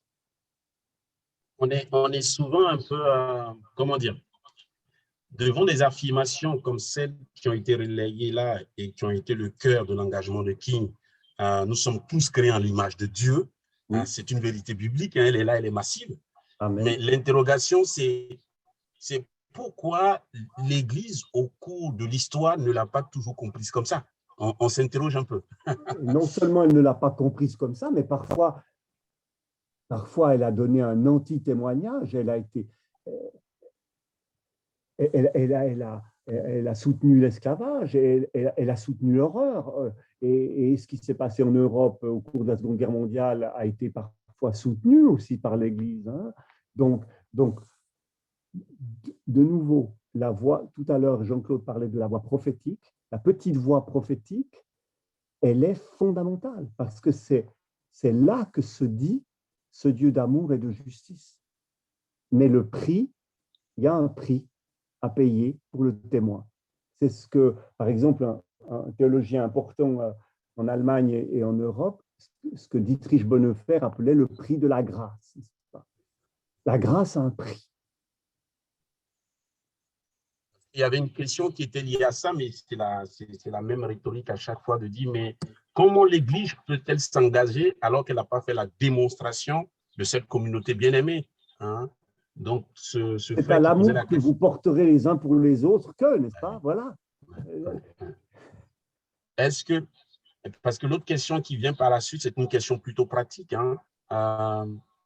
Quelqu'un qui disait, je vais paraphraser, hein, il dit un ventre qui a faim peut-il s'engager pour la justice? Donc la question de ce frère, c'est de dire, nous sommes dans un contexte où l'Église elle-même elle est pauvre. Hein? Est-ce que King était riche? Est-ce que quand King s'engageait, il avait fini de résoudre tous les problèmes de pauvreté? Moi, c'est la question que je rajoute à la alors, question. Bien sûr que non. Alors, King n'était pas riche quand alors, je veux dire, OK, il était issu d'une famille classe moyenne, hein, mais la question de la pauvreté, par exemple, va devenir de plus en plus importante pour lui. Et puis, on rappelait tout à l'heure la date de sa mort, 4 avril 68. Or, il fait quoi en 4 avril 68? Il est où et il est en train de faire quoi à ce moment-là? C'est très intéressant parce qu'à la fois, depuis des mois, il est en train de préparer avec d'autres, hein, d'autres noirs, d'autres blancs, d'autres chicanos, d'autres native indiens américains. Donc, il est en train de préparer une énorme campagne contre la pauvreté, hein, la campagne en faveur des pauvres. Donc, pour éradiquer, le projet, c'est éradiquer la pauvreté aux États-Unis. Bon. Il est en train de préparer tout ça, c'est quelque chose d'énorme. Et en même temps, il répond, et c'est pour ça qu'il va à Memphis, à une petite grève locale des éboueurs de cette ville, qui ne sont pas pris au sérieux, qui ne sont même pas, qui sont considérés comme des sous-hommes. Et pour lui, de tenir à la fois le local très particulier avec le général, qui est la question globale de la pauvreté, c'est tout à fait fondamental. Si on écarte l'un, on rate l'autre. Hein? Donc, on ne va pas se dire, une fois qu'on aura résolu la pauvreté, on pourra revenir ici. Non, il s'agit de tenir l'un et l'autre. Et beaucoup d'hommes et de femmes qui se sont engagés à Montgomery ou ailleurs étaient des hommes et des femmes sans moyens. Hein. Et j'aimerais juste rappeler que le boycott des bus, qui dit boycott de bus dit aller à pied.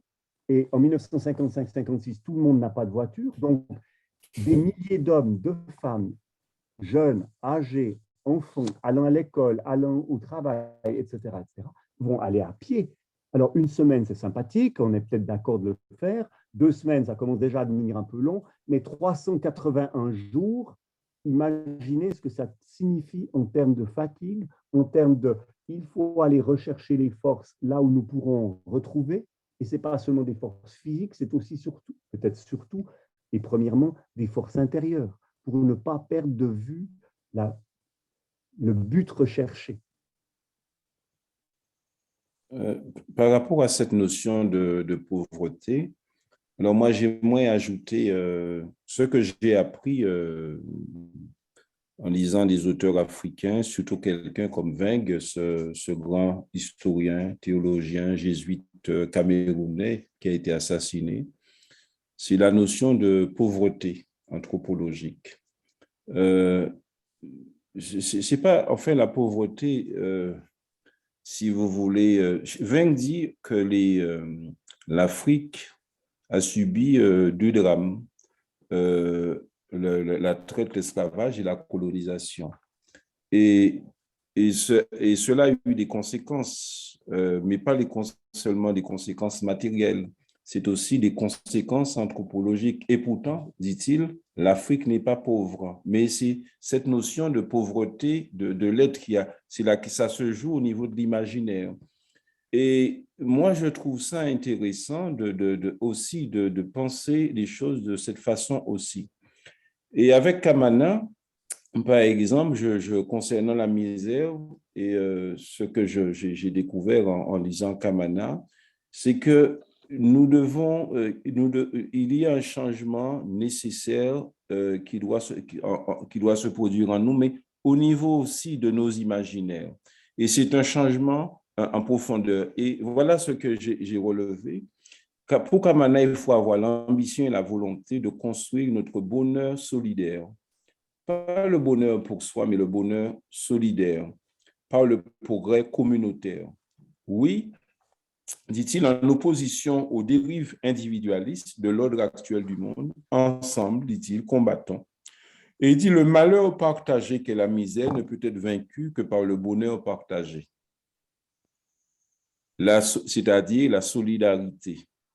Le bonheur partagé, pour lui, c'est le chemin de notre humanité, la route de notre capacité de réhumaniser le monde. Et je crois que malgré le fait que je suis conscient qu'il y a beaucoup de personnes en Afrique qui souffrent de pauvreté matérielle, mais pour moi, une des plus grandes pauvretés de ceux qui ont été touchés par les injustices, c'est cette pauvreté anthropologique, c'est notre capacité à créer. Et pour moi, ça, c'est quelque chose d'important. J'ai reçu une vidéo de quelqu'un en Guadeloupe. J'ai écouté, c'était quelqu'un il avait la rage en lui, de la violence en lui. Et tout ce que je pouvais lire, c'est pas juste une question de pauvreté matérielle qui l'habitait, mais c'était aussi cette pauvreté anthropologique. C'est-à-dire, il avait l'imaginaire totalement cassé. Et il a besoin de pouvoir... C'est pour ça que je trouve la notion de rêve comme quelque chose de très important. Pour moi, comment est-ce que vous rêvez votre pays? Comment est-ce que je rêve mon pays? Et je discutais avec une personne en Guadeloupe, quand je lui ai parlé de rêve, j'ai dit, mais j'ai lu chez un auteur africain l'importance du rêve en amont et du rêve en aval. Et c'est quelque chose qui m'a beaucoup touché, c'est de dire comment mes ancêtres qui ont été esclaves ont rêvé la Guadeloupe et ils l'ont rêvé en termes de liberté et de dignité. Et j'ai dit, si ce rêve n'est pas suffisant, alors je saisis le rêve de Dieu pour la Guadeloupe. Et ce que Dieu veut pour la Guadeloupe, c'est la liberté, c'est la dignité. Donc, sans rêve en amont, eh bien, nous ne pouvons pas avoir de rêve en aval. Quel est le rêve de Dieu pour l'Afrique, si vous voulez? Comment Dieu voit l'Afrique? Comment a-t-il vu l'Afrique? Et comment il voit le monde? Et c'est cela qui nous aide à nous mettre en marche. Et je suis d'accord avec Serge. Les gens avaient des difficultés économiques, mais ce King dit au début, tout son travail consistait à œuvrer pour qu'il y ait un noir nouveau. Et ça, c'est important, un noir nouveau. Et Kamana, quand il parle, il dit, nous devons tuer le nègre en nous, c'est-à-dire le nègre colonisé, esclavagisé, qui nous empêche de penser et de rêver le monde autrement qu'à travers la misère, la pauvreté, etc. Je m'arrête là. De paraphraser sur cette dernière expression, peut-être que l'idée aussi pour nous ce soir, c'est comment dans notre temps ensemble, comment nous réinventer, comment faire surgir ce chrétien authentique, ce chrétien nouveau. Et comme tu parlais de rêve, l'une des questions peut-être qui est importante et qui peut-être aussi est un obstacle à l'engagement, et quelle était l'eschatologie de King? Parce qu'on voit qu'il avait un rêve que des choses se réalisent ici et maintenant, pas au retour de Jésus. Et je crois que parfois, notre eschatologie peut aussi être comme un frein ou un ferment. Je ne sais pas. Serge ou Jean-Claude? Serge, je peux parler, mais j'aimerais juste dire que la notion on voit que c'était porté par une eschatologie, la vision, une vision prophétique. Il faut, chez King n'est pas niais. il y a pour lui ce qu'il comprend de la notion de communauté bien-aimée, qui est l'Église, mais il voit l'Église comme miroir du monde aussi. Donc, c'est très important pour lui. Donc, tout son combat est fondé sur la parole de Dieu, mais aussi cette vision qu'il a de son eschatologie. Cette notion de le déjà et le pas encore des théologiens, oui, King le sait, mais il sait qu'il a besoin de motivation, il a besoin d'un imaginaire nouveau et il va le chercher dans la parole de Dieu. C'est comme ça qu'il avance, quoi. Mais il sait très bien que nous ne verrons pas tout le changement sur la terre, quoi. Et donc, je suis d'accord avec toi que quelquefois, notre eschatologie est un frein. Et d'ailleurs, Paul le dit en Thessaloniciens, des gens qui disent, eh bien, arrêtons de travailler parce que Jésus revient bientôt. Et on a ça dans nos églises. C'est intéressant, chez King, il y a une évolution. Je crois qu'au début, King est assez optimiste, hein, c'est-à-dire qu'il se dit qu'une fois que avec les communautés, avec tous ceux qui sont engagés, une fois qu'ils auront montré l'injustice, ils auront montré, eh bien, au fond, tout le monde sera d'accord pour que les choses changent. Donc voilà, il y a un certain optimisme, les choses vont se passer. Et puis, plus les mois avancent, plus les années avancent, plus il se rend compte que cet optimisme ne peut pas se fonder. Et au fond, c'est intéressant qu'on voit que peu à peu, tout à l'heure, je rappelais que le discours 63, il lie à la fois le rêve américain et en même temps des aspirations prophétiques, mais plus le temps passe, et notamment de 63 et la fin de sa vie, plus l'accent prophétique devient fort et l'optimisme faiblit, parce qu'il se rend bien compte que juste, c'est ce que j'ai appelé tout à l'heure, le prix à payer est là. Hein. Et il faut continuer à s'engager. Et il sait que lui-même, il le dit d'ailleurs, c'est cette fameuse de sa mort, hein, comme peuvent, nous y arriverons. Moi, je ne verrai pas ça. Hein. Et il s'identifie à Moïse la veille de sa mort, hein, n'est-ce pas, disant, ben voilà, la terre promise, on va y arriver, mais moi, je ne le verrai pas. Et puis, le lendemain, il est assassiné. Bon, alors, clairement, plus le temps avance, plus le fondement du Christ et l'espérance qu'il habite continue à le pousser en avant, alors même que l'opposition, qui était déjà grande les premières années, n'a fait que grandir au travers des années, mais aussi parce que, j'allais dire, des intérêts politiques, économiques s'organisent contre lui d'une certaine manière. Jean-Claude, tu as mentionné tout à l'heure un aspect qui semble être intéressant dans l'engagement. Moi, peut-être que je vais mal le formuler, mais tu le reformuleras et tu pourras peut-être nous l'expliquer. Cette valeur de conflit comme force créatrice, tu m'en as parlé, je trouve que c'est quelque chose qui peut-être serait intéressant que l'Église entende parce que, comme tu le disais, on est plus dans une mentalité où le conflit, c'est quelque chose qui est une antivaleur. Oui. En fait, King n'en parle pas, mais il y a ce qu'on appelle la psychologie des minorités actives. Souvent, on pense que c'est une majorité qui va influencer une minorité. Donc, on peut avoir une minorité conformiste, mais on peut aussi avoir une minorité agissante, une minorité active. Mais à une condition, nous dit Serge Moscovici, quand on lutte pour le changement, il y a trois choses. Et je pense que les chrétiens, on peut voir ça dans la Bible, mais c'est d'abord la question de nos convictions, la question de nos valeurs. King était intransigeant en ce qui concerne ses valeurs, en ce qui concerne ses convictions. Et nous l'avons rappelé, la fin ne justifie pas les moyens. Il était intransigeant. Et la question, c'est quelles sont nos valeurs? Quelles sont nos convictions? La deuxième chose, King n'avait pas peur d'entrer en conflit avec la société, avec la majorité oppressante. Et là, ça veut dire aussi quelque chose, il disait, on va à tel endroit pour créer des tensions créatrices. C'est-à-dire que c'est se déplacer avec, mais c'est pour créer des tensions, pour provoquer le changement chez les gens. Et la troisième chose, il y a les convictions, il y a les valeurs. La troisième chose, ne pas avoir peur d'entrer en conflit avec cette majorité. Et la troisième chose, c'est la persévérance, être constant dans son combat.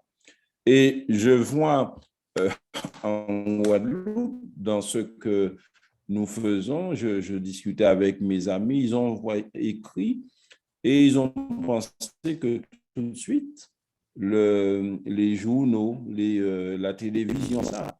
Et moi, c'est quand j'ai discuté avec un frère de notre église, enfin, de notre union d'église, il m'a dit, n'arrête pas d'écrire, continue d'écrire. C'est-à-dire, c'est cette notion de persévérance. Et j'ai utilisé des mots que je n'aurais pas utilisés autrefois. J'ai parlé, pour reprendre l'expression d'un Africain, d'imbécilisation collective. C'est pas mon langage habituel, mais j'ai utilisé ça pour choquer aussi. Et j'ai dit, mais ce qu'on vit en Guadeloupe, c'est une tragicomédie.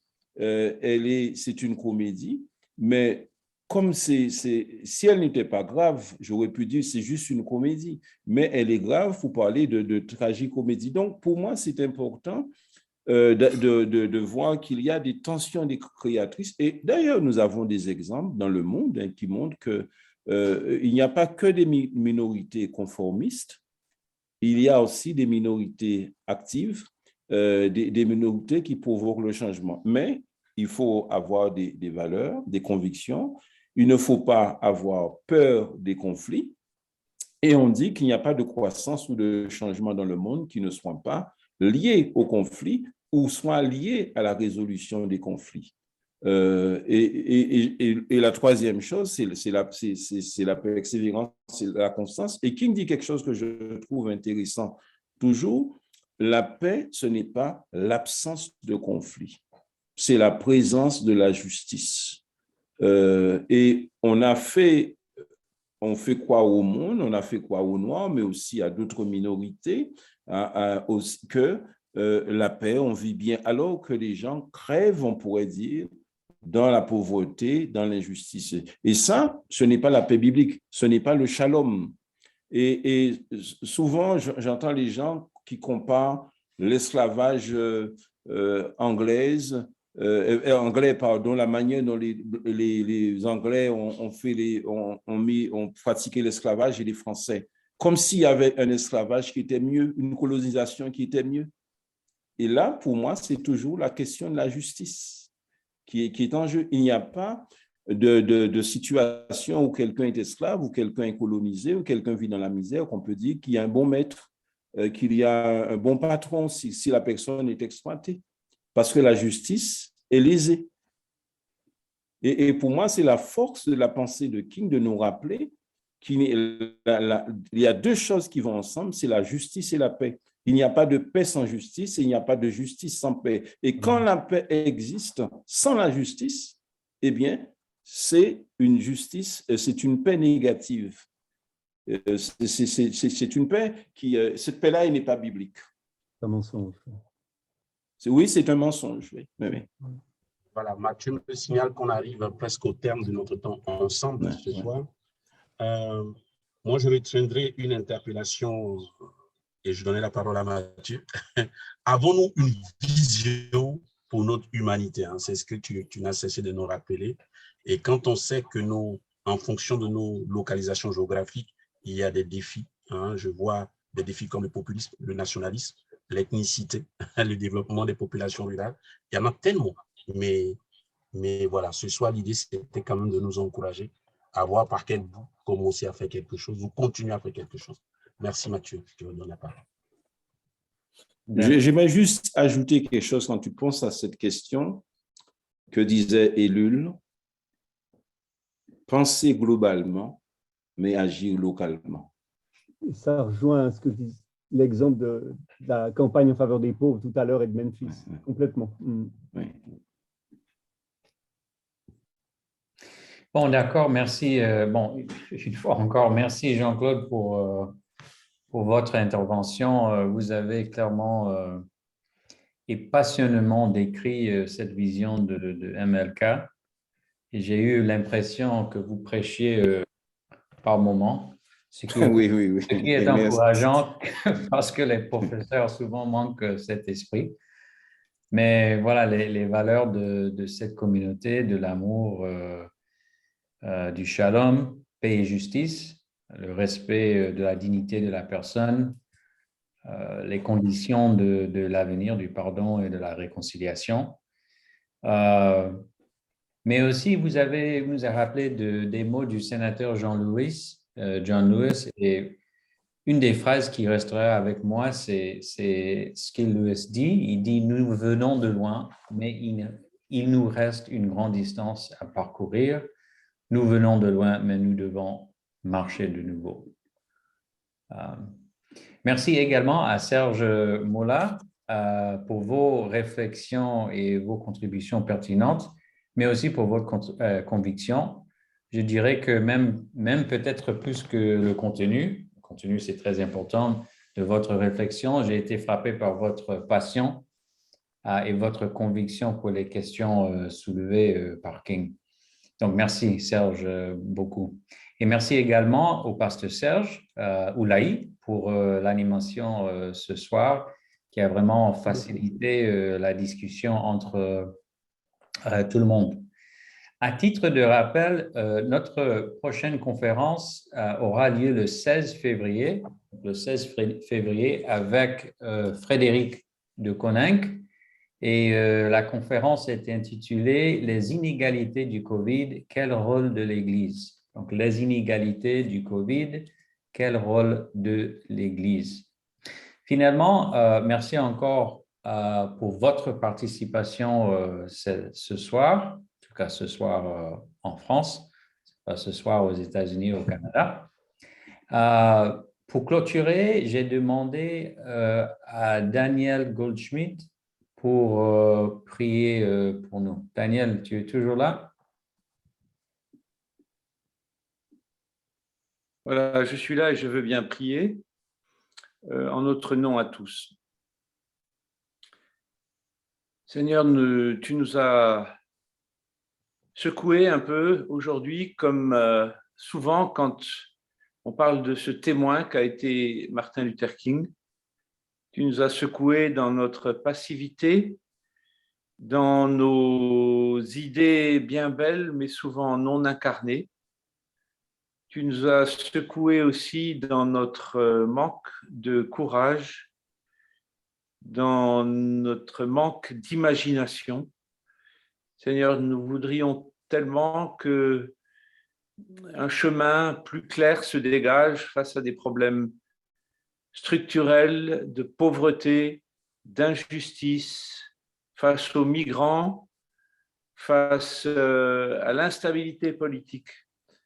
Inspire-nous, c'est notre prière. Et nous te prions en particulier pour ces zones du monde troublées. Nous te prions pour nos frères au Burkina, pour le pasteur qui est avec nous, le pasteur Siaka. Et tu vois que ce pays vient de connaître encore un coup d'État. Seigneur, donne des idées, donne de l'imagination, de la créativité et encourage nos frères là-bas. Et puis nous qui sommes ici en France, aide-nous à savoir comment lever la voix et peut-être nous engager pour éviter la militarisation de la France-Afrique, pour dénoncer et nous engager dans plus de justice vis-à-vis de nos frères et sœurs là-bas. Au nom de Jésus, nous avons prié. Amen. Amen.